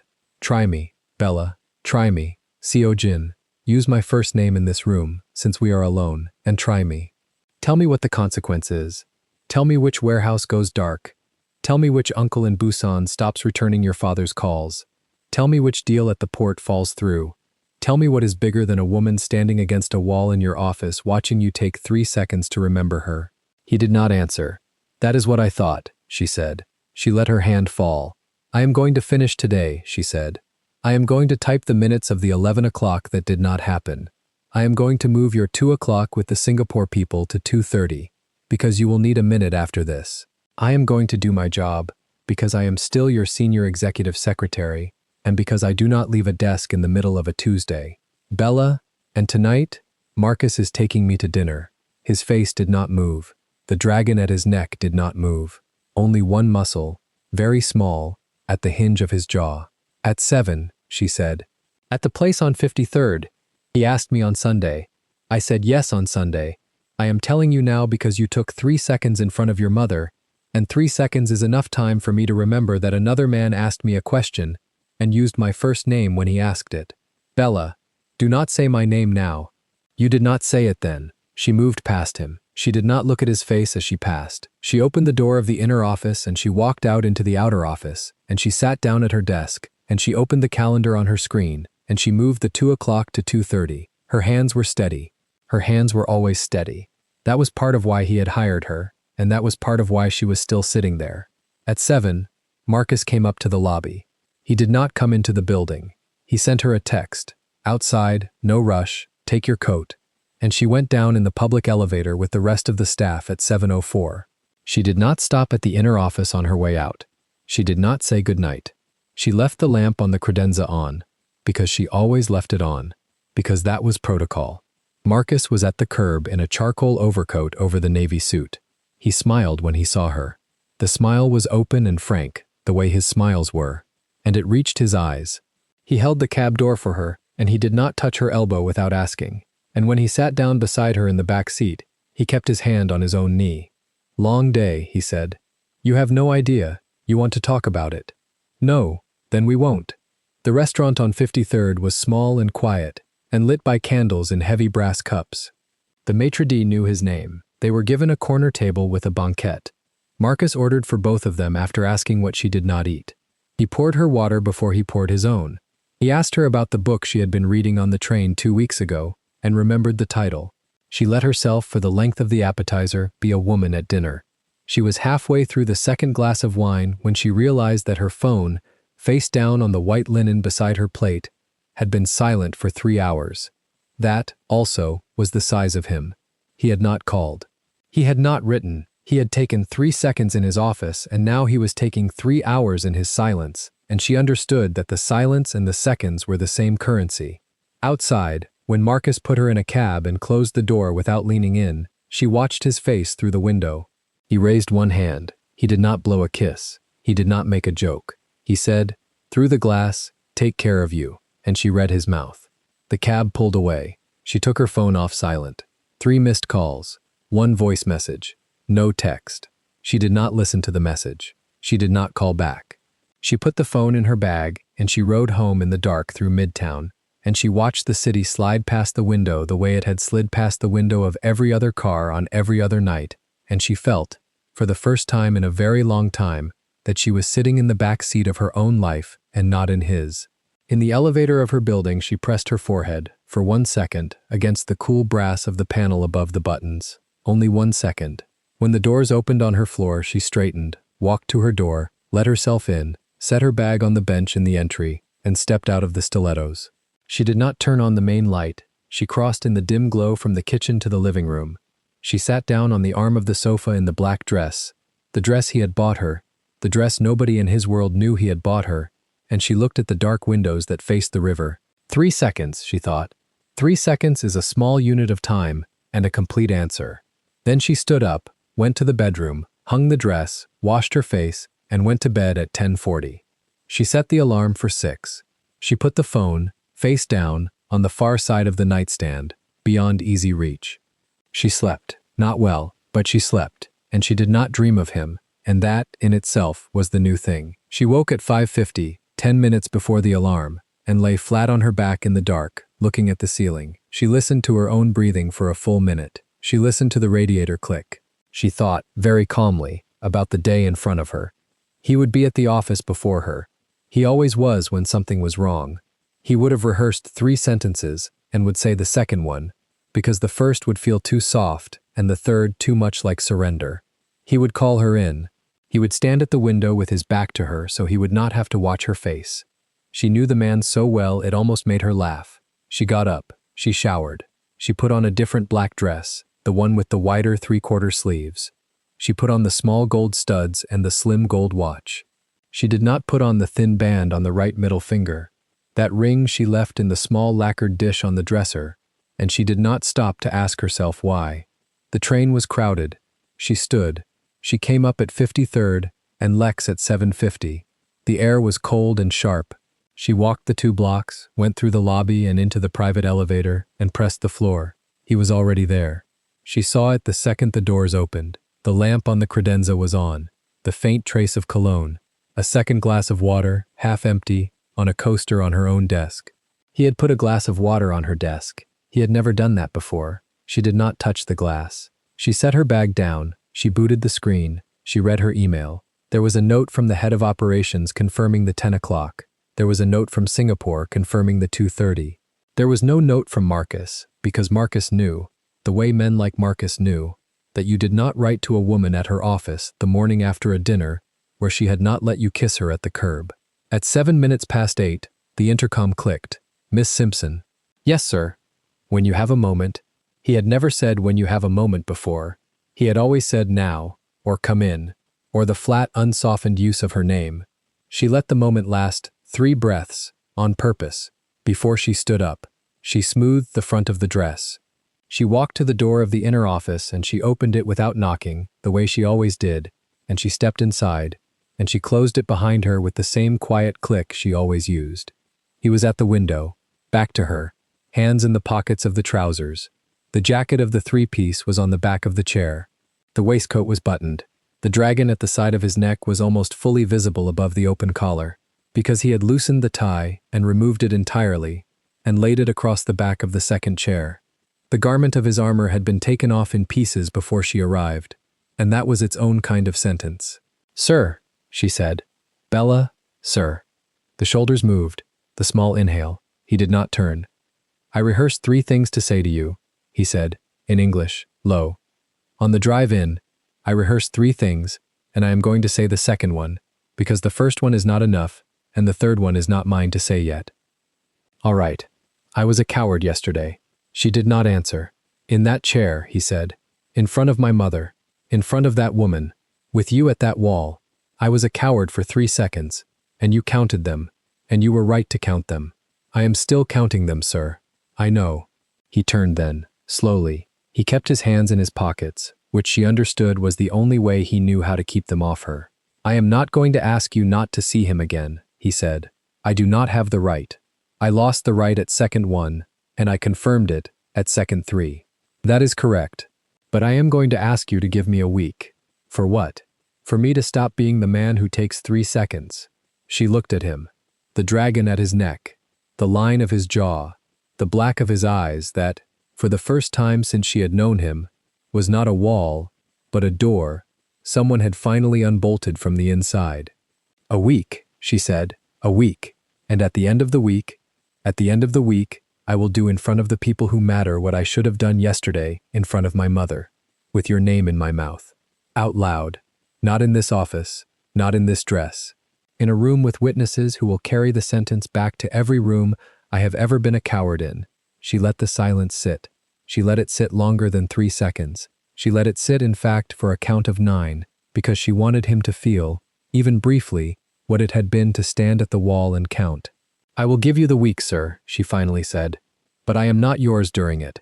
I am not anyone's during it. And if at the end of the week you take 3 seconds again, I will not give you a 4th. Understood? And do not put glasses of water on my desk." The smallest movement at the corner of his mouth, not a smile, the memory of one. "Understood." She nodded once. She turned. She put her hand on the doorknob. "Bella," she did not look back. "What?" "Thank you." She went out. She closed the door behind her with the same quiet click. She walked to her desk. She picked up the glass of water he had left there, and she carried it to the small sink in the executive pantry, and she poured it out, slowly, watching it spiral down the drain, and she set the empty glass upside down on the dish rack. Then she went back to her desk and she answered the email from Singapore, and she began her day. The email from Singapore took her 40 minutes, and when she finished it, she did not stand up. She sat with her hands flat on the desk and listened to the floor. The Kang Holdings 42nd floor had a sound she had learned to read like weather. Phones a tone lower than normal meant a deal closing. Heels moving too fast meant a lawyer was lost. The hum of the printer behind the partition meant someone was burning paper they did not want a record of. Today the hum was constant. Bella opened the second drawer of her desk and looked at the cracker pack she had not touched. She closed the drawer. She drank water. The nausea sat behind her sternum like a small animal that had decided to stay. At 11:20, Marcus texted, "Dinner tonight. The Rainbow Room, 8. She read the message twice. The Rainbow Room was a place men chose when they wanted to be seen choosing. 65th floor of Rockefeller, glass on 3 sides, the kind of restaurant where the lighting was designed to flatter the women and announce the men. Marcus did not pick it by accident. Marcus picked it because the last time they had eaten together, they had eaten in a corner booth at a place on Amsterdam where nobody who knew either of them would walk in, and he had said, quietly, between courses, that he did not want to be the man she met in corners. She typed back, "I'll be there." She did not look at the door of the inner office when she sent it. At 11:21, the door of the inner office opened and Seo Jin walked out. He walked the way he always walked, like the floor owed him an explanation. He did not look at her phone. He looked at her face, and her face did not move, and he said, in Korean to Mr. Han, who was standing 2 steps behind him, something about the Busan call moving to 4. Then in English to her. Miss Simpson, cancel the 4 o'clock with legal. Push it to tomorrow. Yes, sir. He stopped at the corner of her desk. He did not put his hand on it. He just stood there for 1 extra second. Are you well? I'm fine. You've gone quieter. I've gone professional. He held that for a beat. The skin at the side of his jaw moved once. Then he walked to the elevator with Mr. Han and the doors closed and she breathed out the breath she had not known she was holding. She went to the bathroom on the 42nd floor, the one with the long mirror and the marble countertop and the lavender soap that Madame Kang had personally chosen for the corporate floors. She stood at the sink and she did not cry. She put both hands on the counter and she looked at her own face until she found it again. The face Bella's mother had taught her to find. Chin level, eyes still, mouth closed. She fixed her lipstick. She washed her hands. She went back to her desk. At 2:15, she sent the day's wire confirmations. At 3, she briefed the temp from legal on the Busan timeline. At 3:40, she stood up, walked to the small closet near her desk where she kept a spare pair of shoes and a black wool coat, and she changed nothing. The black tubino dress and the agulhas were already what one wore to the rainbow room. She added a thin gold chain she had not worn to work in months. She added the small gold hoops. She put a comb through the kashos at the temple. She did not put on perfume. She had stopped wearing perfume on days she might have to stand next to Seo Jin's chair. At 5, she signed off. Mr. Han, passing the bullpen, said good night, Miss Simpson. And she said good night, Mr. Han. And she stepped into the elevator and did not look at the camera in the corner. She did not see the man in the dark sedan parked across the avenue. The man in the dark sedan saw her. He saw the gold at her ears. He saw the cab she stepped into. He took a photograph through the windshield with a phone that was not his personal phone. He sent it to a number that was not in his contact list. Then he started the engine. The Rainbow Room at 8 in the evening looked the way the Rainbow Room always looked. Manhattan was a board of lit squares under the windows. The piano played something old and forgiving. Marcus was already at the table by the corner glass. He stood when she walked in. He pulled out her chair. He had on a navy jacket and a white shirt open at the collar, and the kind of clean cologne that did not announce itself across a room. You came, he said. I said I would. People say a lot of things. He sat. He looked at her. He did not look at the room. Bella. Marcus, tell me what you want to eat, and then tell me what's wrong with your eyes. She laughed. It was the first time she had laughed in 9 days. The laugh surprised her so much that her hand went to her mouth, and she held it there for a second. Order me whatever you're having, she said.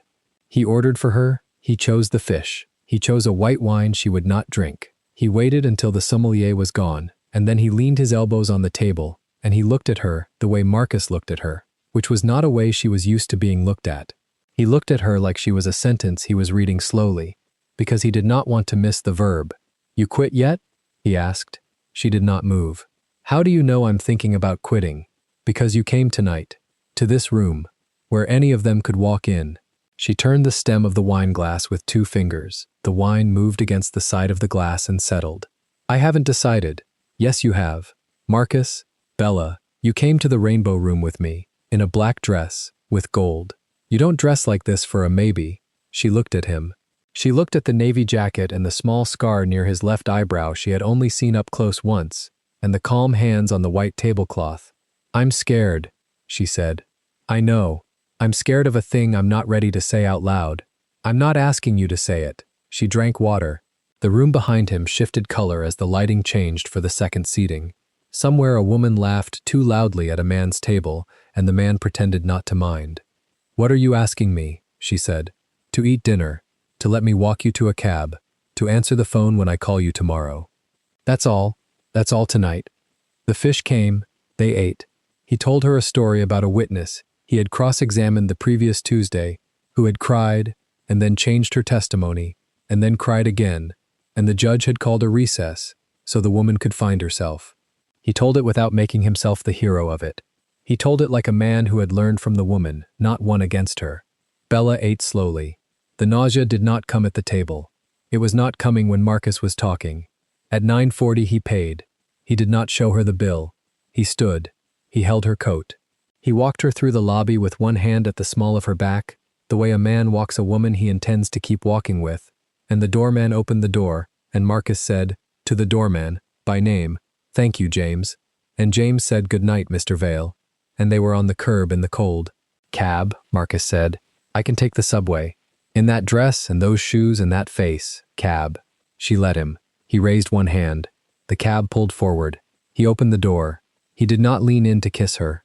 He looked at her with both hands in his coat pockets and he said, "Bella, yes. Whatever it is. Whenever you're ready, I'm not going anywhere." She got in the cab. She gave the driver her address. She did not look back through the rear window. She did not need to. She knew what was behind her. She did not yet know what was in front of her. The dark sedan pulled out 2 cars behind the cab and followed her uptown. She did not see the man with the camera in the lobby of her building. She did not see the second photograph he took as she crossed the marble floor toward her elevator. She did not see him send it to the same number that was not in his contacts.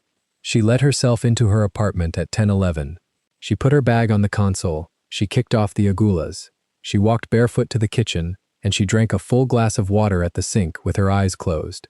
She did not check her phone until she was in pajamas, on the couch, under the blanket her grandmother had crocheted for her the year she finished her master's. There were 2 messages on her work phone, both from Mr. Han, both about Busan.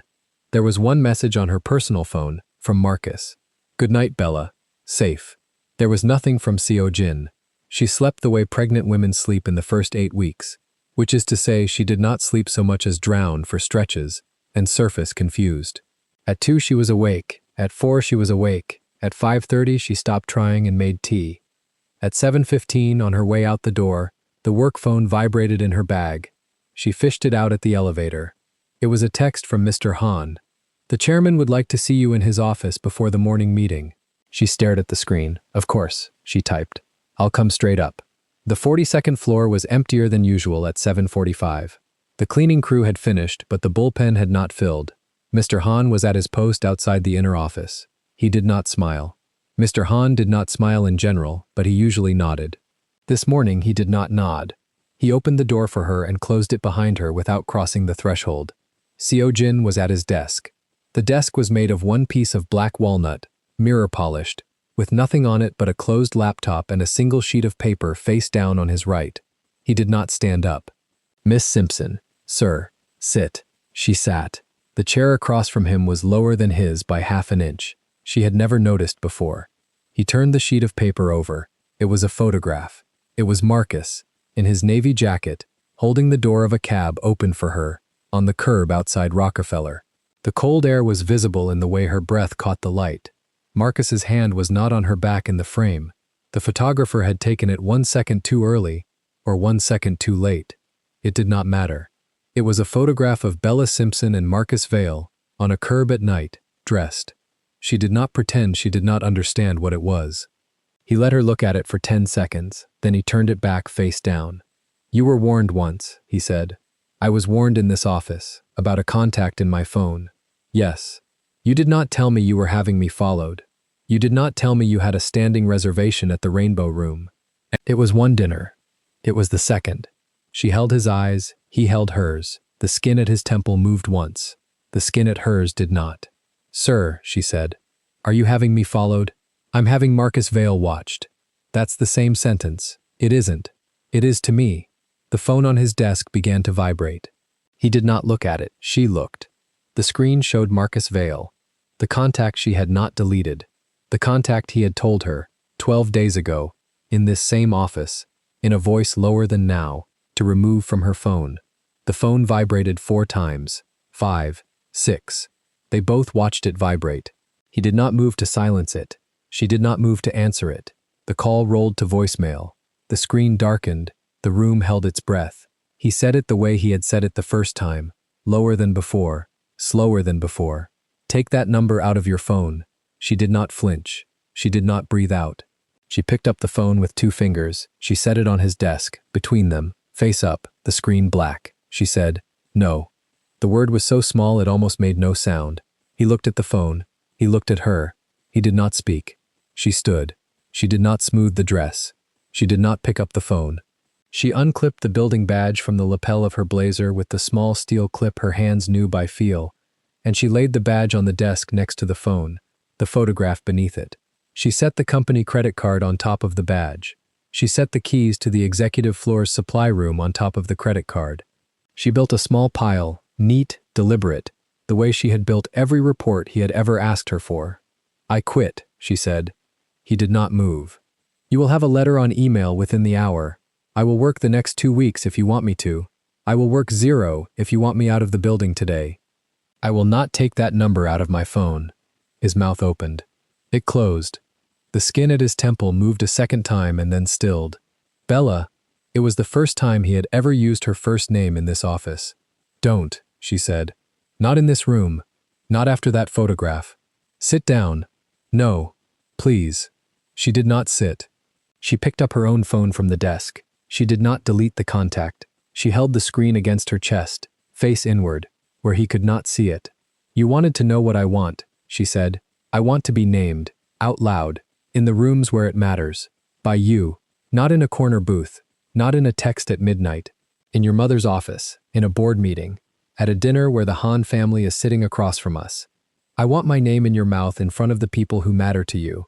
And until that happens, Mr. Kang, I am the secretary who quit because the chairman tried to control whose number was in her phone. Pick which sentence you want me to be." He did not answer. She waited. She gave him the 3 seconds his mother had been given. She gave him 4. She gave him 5. He did not speak. She nodded once. The nod was for herself, not for him. "Goodbye, sir." She walked to the door. She did not run.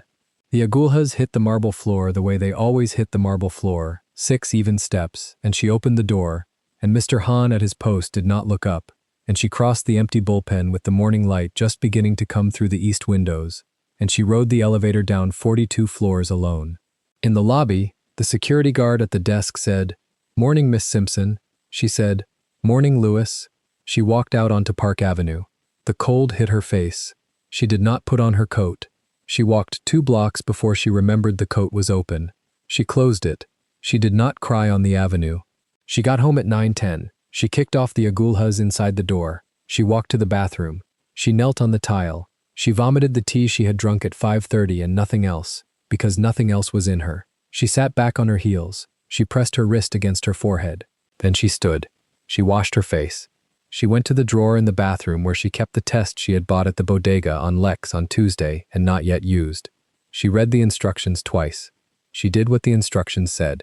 She set the test on the rim of the sink. She washed her hands again. She did not look at the test for the full 3 minutes. She sat on the edge of the bathtub with her hands folded and she counted her breaths. When the time was up, she stood. She looked. 2 lines. She looked again. The second line was not faint. It was a line. The kind of line that ended an argument. She picked up the test. She walked with it into the bedroom. She sat on the bed. She put the test on the nightstand next to the lamp her grandmother had given her when she moved to New York. She looked at it from a foot away. She looked at it from 2 feet away. She put her hand flat on her abdomen, low, below the navel, where her body had been telling her something for 2 weeks that her mind had refused to receive. She did not cry. She picked up her personal phone. She scrolled to the contact Marcus Vale. She held her thumb over his name. She did not press it. She scrolled up to her mother's contact. She held her thumb over her mother's name. She did not press that either. She put the phone face down on the bed. She thought, in the small, quiet voice she only used with herself, in her own apartment, with nobody listening, "If I tell Marcus tonight, he will hold me, and he will tell me to keep it, and he will mean it. If I tell my mother tonight, she will fly up from Charleston tomorrow, and she will mean that too. If I tell Seo-jin tonight, he will come here within the hour, and he will take this room into his hand, and he will tell me what we are going to do. And then I will have been chosen because of the test." She looked at the test on the nightstand. She said it out loud, to the lamp, to the wall, to the woman in the mirror across the room.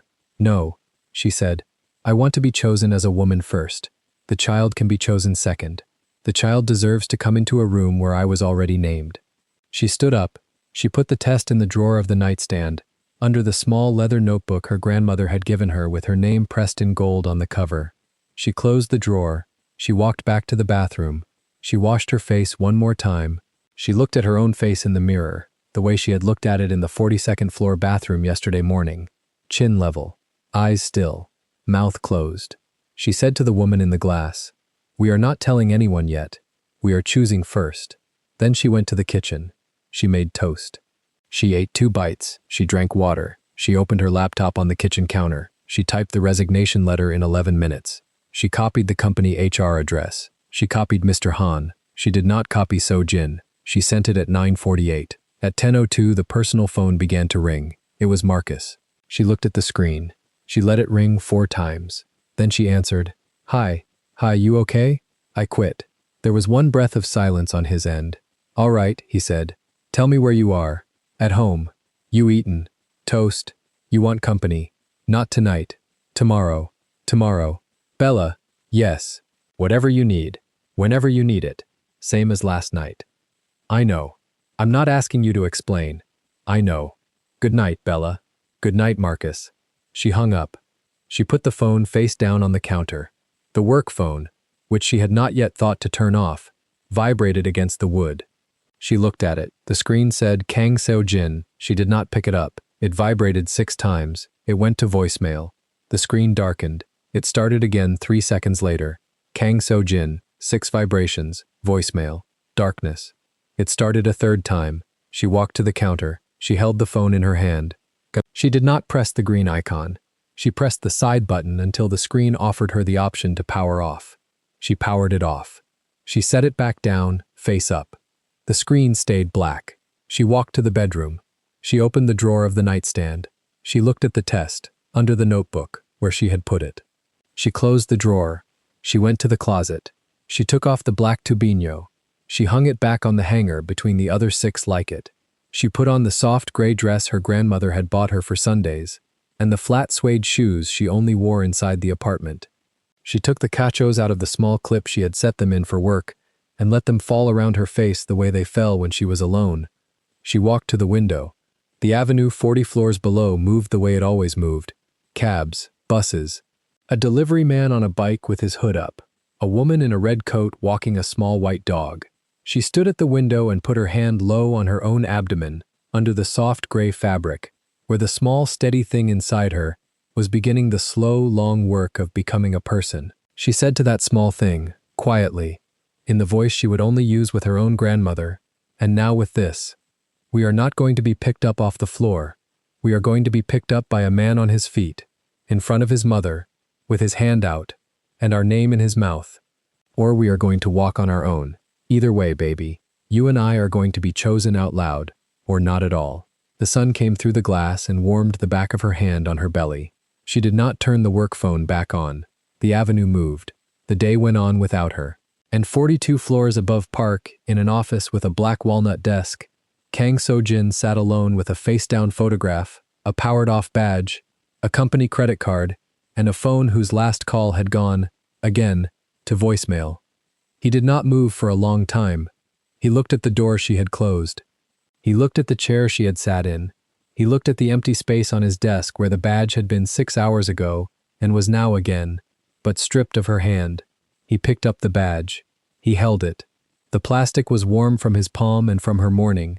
He set it back down. He stood. He walked to the window. He put one hand flat on the glass.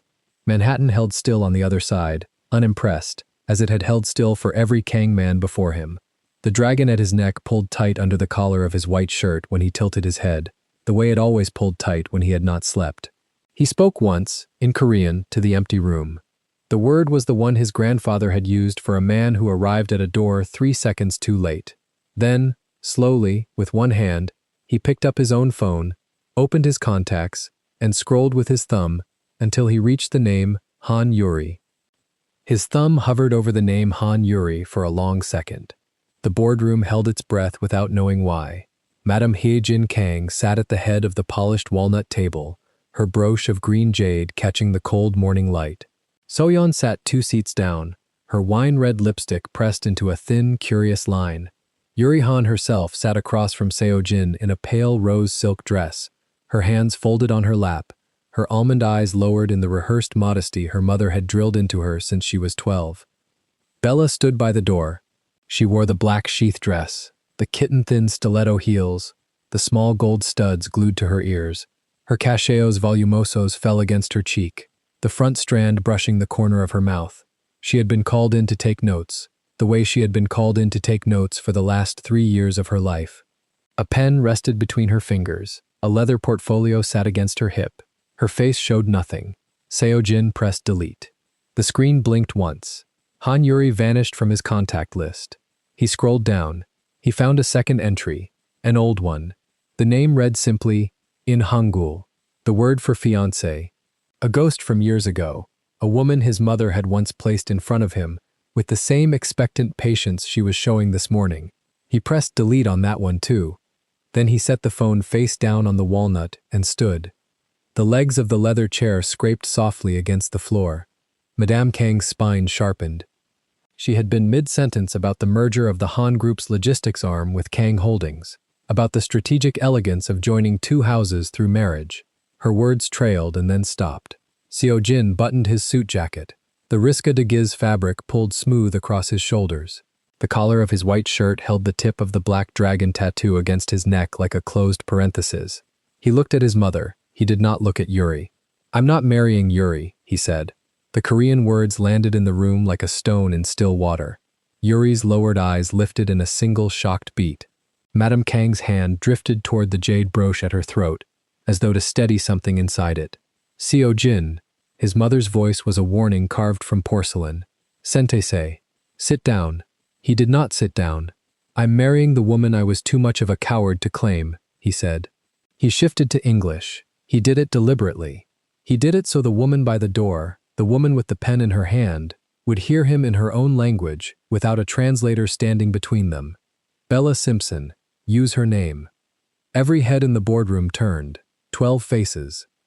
The CFO, the head of the security division, two cousins who served as advisors, Madame Kang, Soyeon, Yuri. They all turned toward the door where the secretary had been standing for the last 40 minutes, invisible in the way that a wall is invisible. Bella did not move. The pen did not tremble in her fingers. Her chin stayed level. Inside her chest, her heart slammed against her ribs like a fist trying to break out of a locked room. Outside, on her face, she gave them nothing. Madame Kang stood. The motion was slow and surgical. "You are confused," she said in Korean. "You are tired. Sit down. We will continue this discussion later, in private, like a family." "There is no later," Seo Jin said. He spoke in Korean now, so his mother could not pretend the words were lost in translation. "There is no private. You wanted to do this in front of the board. You wanted the board to see Yuri's father shake my hand. You wanted them to watch me kneel. So watch me do something else instead." He turned to the table. His voice did not rise. It did not need to. The room had gone so quiet that even the small mechanical click of the wall clock sounded like a hammer. "Bella Simpson has run my office for 3 years," he said. "She has read every contract I have signed. She has known the name of every man I have sent away, and every man I have welcomed in. She has carried more of this company in her head than anyone at this table." He paused. His jaw worked once. "I let her stand by the door because I was afraid of what it would mean to walk her to the chair next to mine. That was cowardice. That was my failure. It ends in this room, today." Yuri lowered her eyes again. Her hands tightened in her lap. The pale rose silk creased between her fingers. She did not cry. She had been raised not to cry in rooms full of men, but the small muscle at the corner of her jaw tightened once, hard, and then released. Soyeon was the first to look at Bella directly. Her wine-red mouth shaped a slow, surprised, almost amused curve.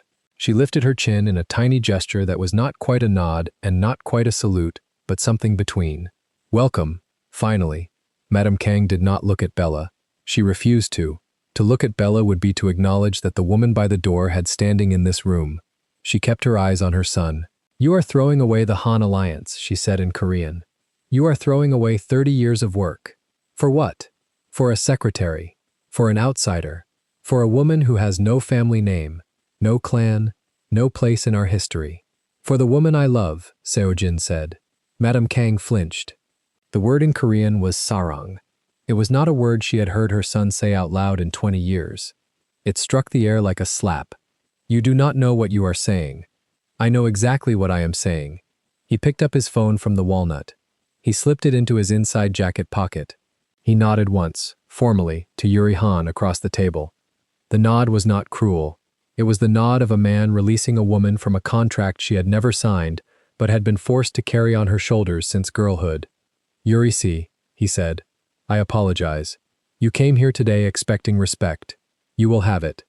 The Kang Group will honor every business term of the logistics merger separate from the marriage agreement. Your father will not lose face, neither will you, but there will be no engagement. Yuri's chin lifted. She breathed out once through her nose, a small, private exhale of something that almost looked like relief. She bowed her head a precise 8 degrees and held it there. "Thank you, Mr. Kang," she said in English. Her voice was steady. "I appreciate the clarity." Then she stood, smoothed her pale rose dress, picked up her small handbag, and walked out of the boardroom past Bella without looking at her. She did not need to look at her. They both already knew. Madame Kang sat very still. Her hands had returned to her lap. The green jade at her throat caught the light and held it like a small, cold sun. She did not speak again. Seo Jin turned to the table. "This meeting is adjourned," he said. "Resume at 1400 for the quarterly review. Bella, with me, please." The word please carried weight. It was not a word he was known for using. 12 heads registered it without daring to comment. Bella opened the door for him. It was the last time she would open that door for him as a secretary. He walked through it, she followed him out. The door closed behind her with the soft, expensive click of a vault ceiling. In the hallway, neither of them spoke. The marble floor reflected them as two long figures, one in a 3-piece pinstripe suit, one in a black sheath dress. They walked side by side past the receptionist, past the long wall of black and white photographs, past the security guard who had been standing at the elevator for 3 years, and who now, for the first time, lowered his eyes as Bella passed instead of nodding at her as staff. The elevator carried them down in silence. She felt his hand at the small of her back as they crossed the lobby. Not pulling her, not pushing her, just there, the first time he had ever touched her in public. The black town car waited at the curb. He held the door open for her himself. The driver looked at his hands in his lap and said nothing. In the back seat, she finally let the pen slip out of her fingers and drop into her bag. She felt the small click of it hitting the leather lining. She kept her face turned to the window. The Manhattan morning blurred past in glass and steel. He did not reach for her. He did not say her name. He understood that she needed the distance of the seat between them until she was ready to close it herself. The car stopped at her building in Harlem. The same red brick pre-war with the old iron fire escape. The same building she had walked into every night for 3 years, carrying his coffee order and his contracts and his silence. He stepped out first. He opened her door. He walked her to the entrance. Her doorman, an older Dominican man named Hector, who had known her since she signed her lease, looked from her face to the man behind her in the 3-piece suit and the dragon at his collar, and quietly held the inner door open without a word. In the elevator going up, Seo Jin spoke for the first time since the boardroom. "May I come in?" he said. It was a question, not a statement, not an assumption, a question. She nodded once.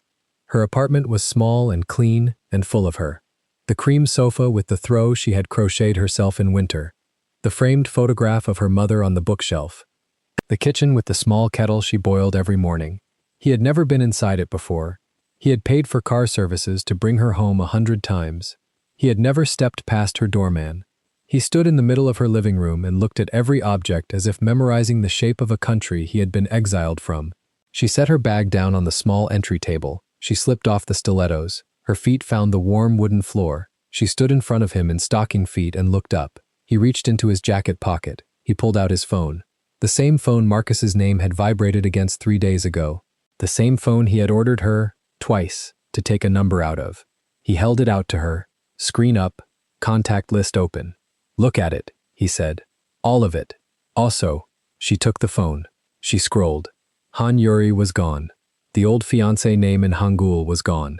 There were no other women in the recents. There were no other women in the favorites.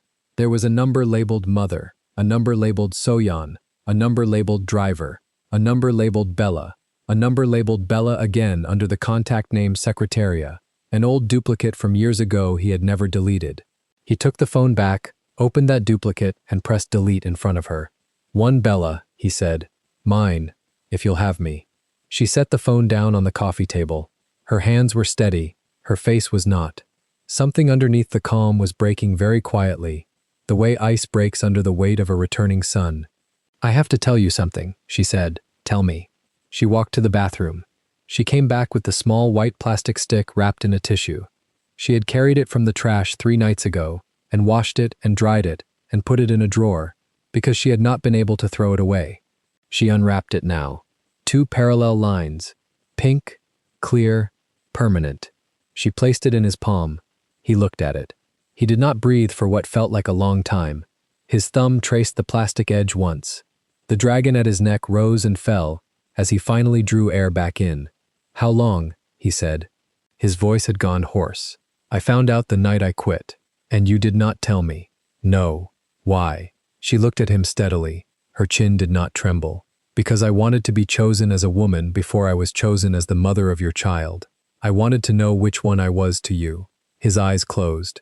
For one full second, the boss of the Kang faction, the man who had walked into rooms full of men with guns and walked out without losing his coffee, looked like a boy who had just been told he was forgiven for something he had not yet asked forgiveness for. When he opened his eyes, they were wet at the edges. They did not spill. He would not let them spill. But she saw it. "I came before I knew," he said. She nodded. "Say it again," she said. "I came before I knew." He sank, slowly, to one knee on the warm wooden floor of her small Harlem apartment. He did not have a ring. He had not planned this. He had come with a phone and a list of deleted names and the weight of 3 wasted years in his chest. "Marry me," he said. "Not in front of my mother. Not in front of a boardroom. Here now. Yes or no. Either way, I am yours. Either way, the child is mine, and I will spend the rest of my life walking it to the chair next to mine instead of to the door." She looked down at him. The man who had hidden her for 3 years was kneeling on her floor with her pregnancy test still cradled in his palm like a small white candle. "Yes," she said. He pressed his forehead against her stomach. He stayed there for a long minute. His shoulders shook once and then stilled. When he stood differently. The frisa controlata that had been his face for 2 decades did not return. Something quieter sat in its place. He spent the rest of the afternoon in her apartment. He took off the jacket. He took off the gravata. The dragon at his neck stood fully visible against the open collar of his black shirt. He sat on her cream sofa and drank tea from her small porcelain cup, and watched her move around her own kitchen with the careful attention of a man who had been waiting 3 years to learn how she walked in stocking feet on her own floor. At 6 in the evening, his phone vibrated. His mother. He silenced it without looking. It vibrated again. "Soyeon." He answered that one. He listened for a moment. He said yes, in Korean. He said tomorrow, at the office, 10 in the morning. He said bring everyone. He hung up. He turned to Bella. "My sister says the board wants to meet again tomorrow," he said. "Officially, with you in the room. Not by the door. At a chair. At my right hand." She sat down beside him on her own cream sofa. She tucked her feet up under herself. He put his arm along the back of the cushion behind her shoulders. Not around her, just there, available. The first man to ever sit on that sofa and not ask her to make herself smaller to fit beside him. That night, for the first time in 3 years, she slept in her own bed, with his coat hung in her own closet and his shoes by her own door. He slept on the cream sofa with the crocheted throw over him, because she was not ready, yet, to give him the bed. He did not ask for the bed. He understood that he had to earn it back, slowly, one piece of furniture at a time. In the morning, he wore the same suit. She wore a fresh black sheath dress. The salto agulha was on her feet again, but they did not click the way they used to click. They sounded like a woman walking into a room that finally had her name on it. The Kang Holdings boardroom at 10 o'clock in the morning was fuller than it had been the day before. Madame Kang had brought reinforcements. 2 uncles, a senior cousin from Seoul who had flown in overnight, the CFO, the head of legal, Soyeon, even Yuri's father had been invited, less to negotiate and more to witness, and he had come with the dignified silence of a man who already understood the shape of the announcement to come. Bella walked in beside Sojin. Not behind, beside. He pulled out the chair at his right hand. She sat in it. Madame Kang did not look at her. The old woman's mouth was a line of cold marble. But she did not interrupt either. Something in her son's face the day before had told her that interruption would cost more than silence. Seo-jin stood. "Before we discuss any business this morning," he said, "I have an announcement to make to this board and to this family. Bella Simpson and I are engaged. We will be married within the month. She will not be returning to her position as my secretary. A search for her replacement begins today." He paused. He looked at his mother. He spoke in Korean. "She will be the mother of my child. The child will carry the Kang name. There will be no further discussion of alternative arrangements." The senior cousin from Seoul, an old man with white hair and a steady mouth, set down his teacup. He looked at Bella for a long moment, then he stood, slowly, and bowed to her. A formal bow, not deep, not shallow. Correct. "Welcome to the family, Simpsonsy," he said in careful English. One by one, the men at the table stood and bowed. The CFO, the head of legal, the uncles. Even, finally, after a long-held breath, Madame Hyejin Kang stood. She did not bow as deeply as the others. Her bow was the smallest legal unit of bow that a Korean matriarch could perform without losing face. But she performed it. She had to. Bella did not stand. She sat in the chair at Seojin's right hand and inclined her head exactly as deeply in return as Madame Kang had inclined hers. Equal, not subordinate. The old woman's eyes flickered once with something that was not yet respect but was no longer dismissal. Yuri's father stood last. He walked the length of the table and offered Seojin his hand. They shook. The logistics merger would proceed. The marriage would not. He left without speaking to Madame Kang. He had nothing to say to a woman who had wasted his daughter's mourning. The board moved on to the quarterly review. After the meeting, Bella and Seojin walked together to his office, the corner office, the one with the view of the East River. She had walked into that office 10,000 times carrying coffee and contracts. She walked into it now as the woman whose name would soon be on the deed. He closed the door behind them. "There is one more thing," she said. She set her small leather bag on his desk. She unzipped the inner pocket. She took out her cell phone. She held it up between them. "Rules," she said. "Tell me. You do not look at this phone. You do not ask who is calling. You do not ask who texted. If I want to tell you, I will tell you. If I do not want to tell you, you will trust me. And never again," she said, her voice steady, her eyes on his. "Tell me to take a number out of my phone like you own me. Not Marcus, not anyone. The day you do it again is the day I walk out of this building and you never see your child." He nodded once. He did not argue. He did not flinch. He met her eyes the way a man meets a contract he intends to honor for life. "Understood," he said. "Say it back to me. I will never tell you to take a number out of your phone like I own you. Not Marcus. Not anyone. You are not a contact in my list. You are the woman next to me." She lowered the phone. She slipped it back into her bag. She walked around his desk, sat in his chair, the one she had stood beside for 3 years, and looked up at him with the smallest smile she had given him since the day they met. "Then we have a deal," she said. 3 months later, at the autumn gala of the Kang Holdings Cultural Foundation, held in the grand ballroom of the Lotte New York Palace where she had once been introduced to a man named Marcus Vale, Seojin walked into the room with Bella's hand inside his. She wore a long ivory silk gown that fell past her ankles. Her cachios were pinned half up, the front strand still loose against her cheek. Her engagement ring, a single emerald-cut diamond on a thin platinum band, caught the chandelier light at every step. He stopped in front of the head of the Korean consulate. He stopped in front of 3 senators. He stopped in front of the CEO of a competing logistics firm. To every one of them, he said the same words. "This is Bella Simpson, my partner. Not my fiancée, not my future wife, my partner." The word landed in every conversation like a stone dropped on purpose. Across the ballroom, Marcus Vale stood at the bar in a navy blazer. He saw them.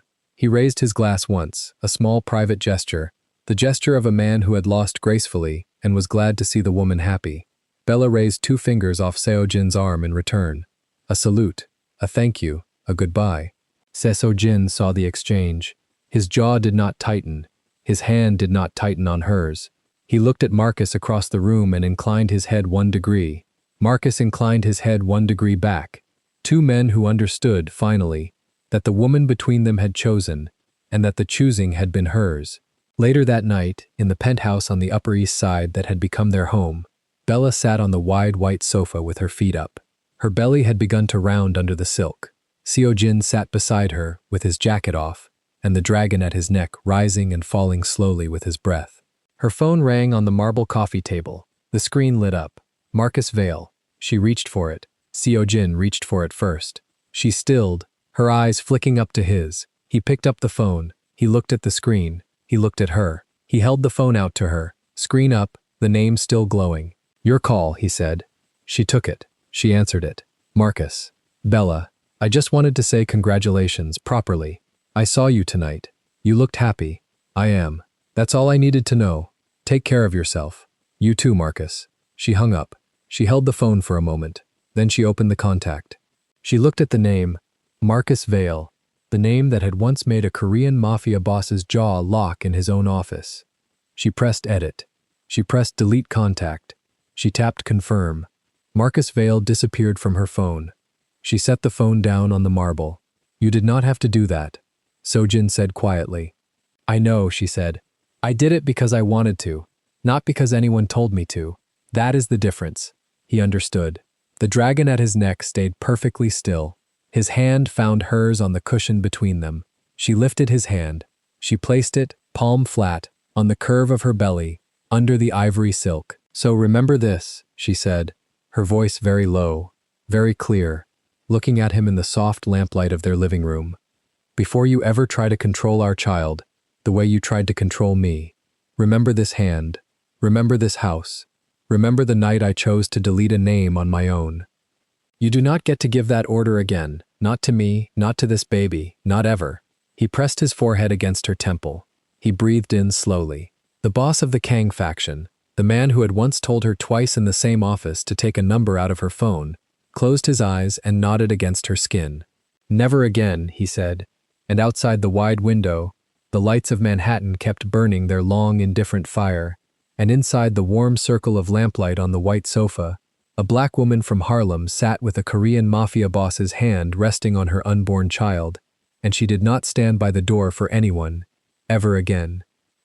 If this story moved you, stop for a moment and reflect. Have you ever loved someone who only said your name out loud when no one important was in the room? Have you ever waited, in silence, for a man to choose you, instead of choosing yourself first? And when he finally did you still need him to? Tell us your experiences and feelings in the comments. We read them all. And if you believe in stories about dignity, silence, and chosen love, leave a like, be sure to subscribe to the channel, and click join to become a part of our community and help the channel.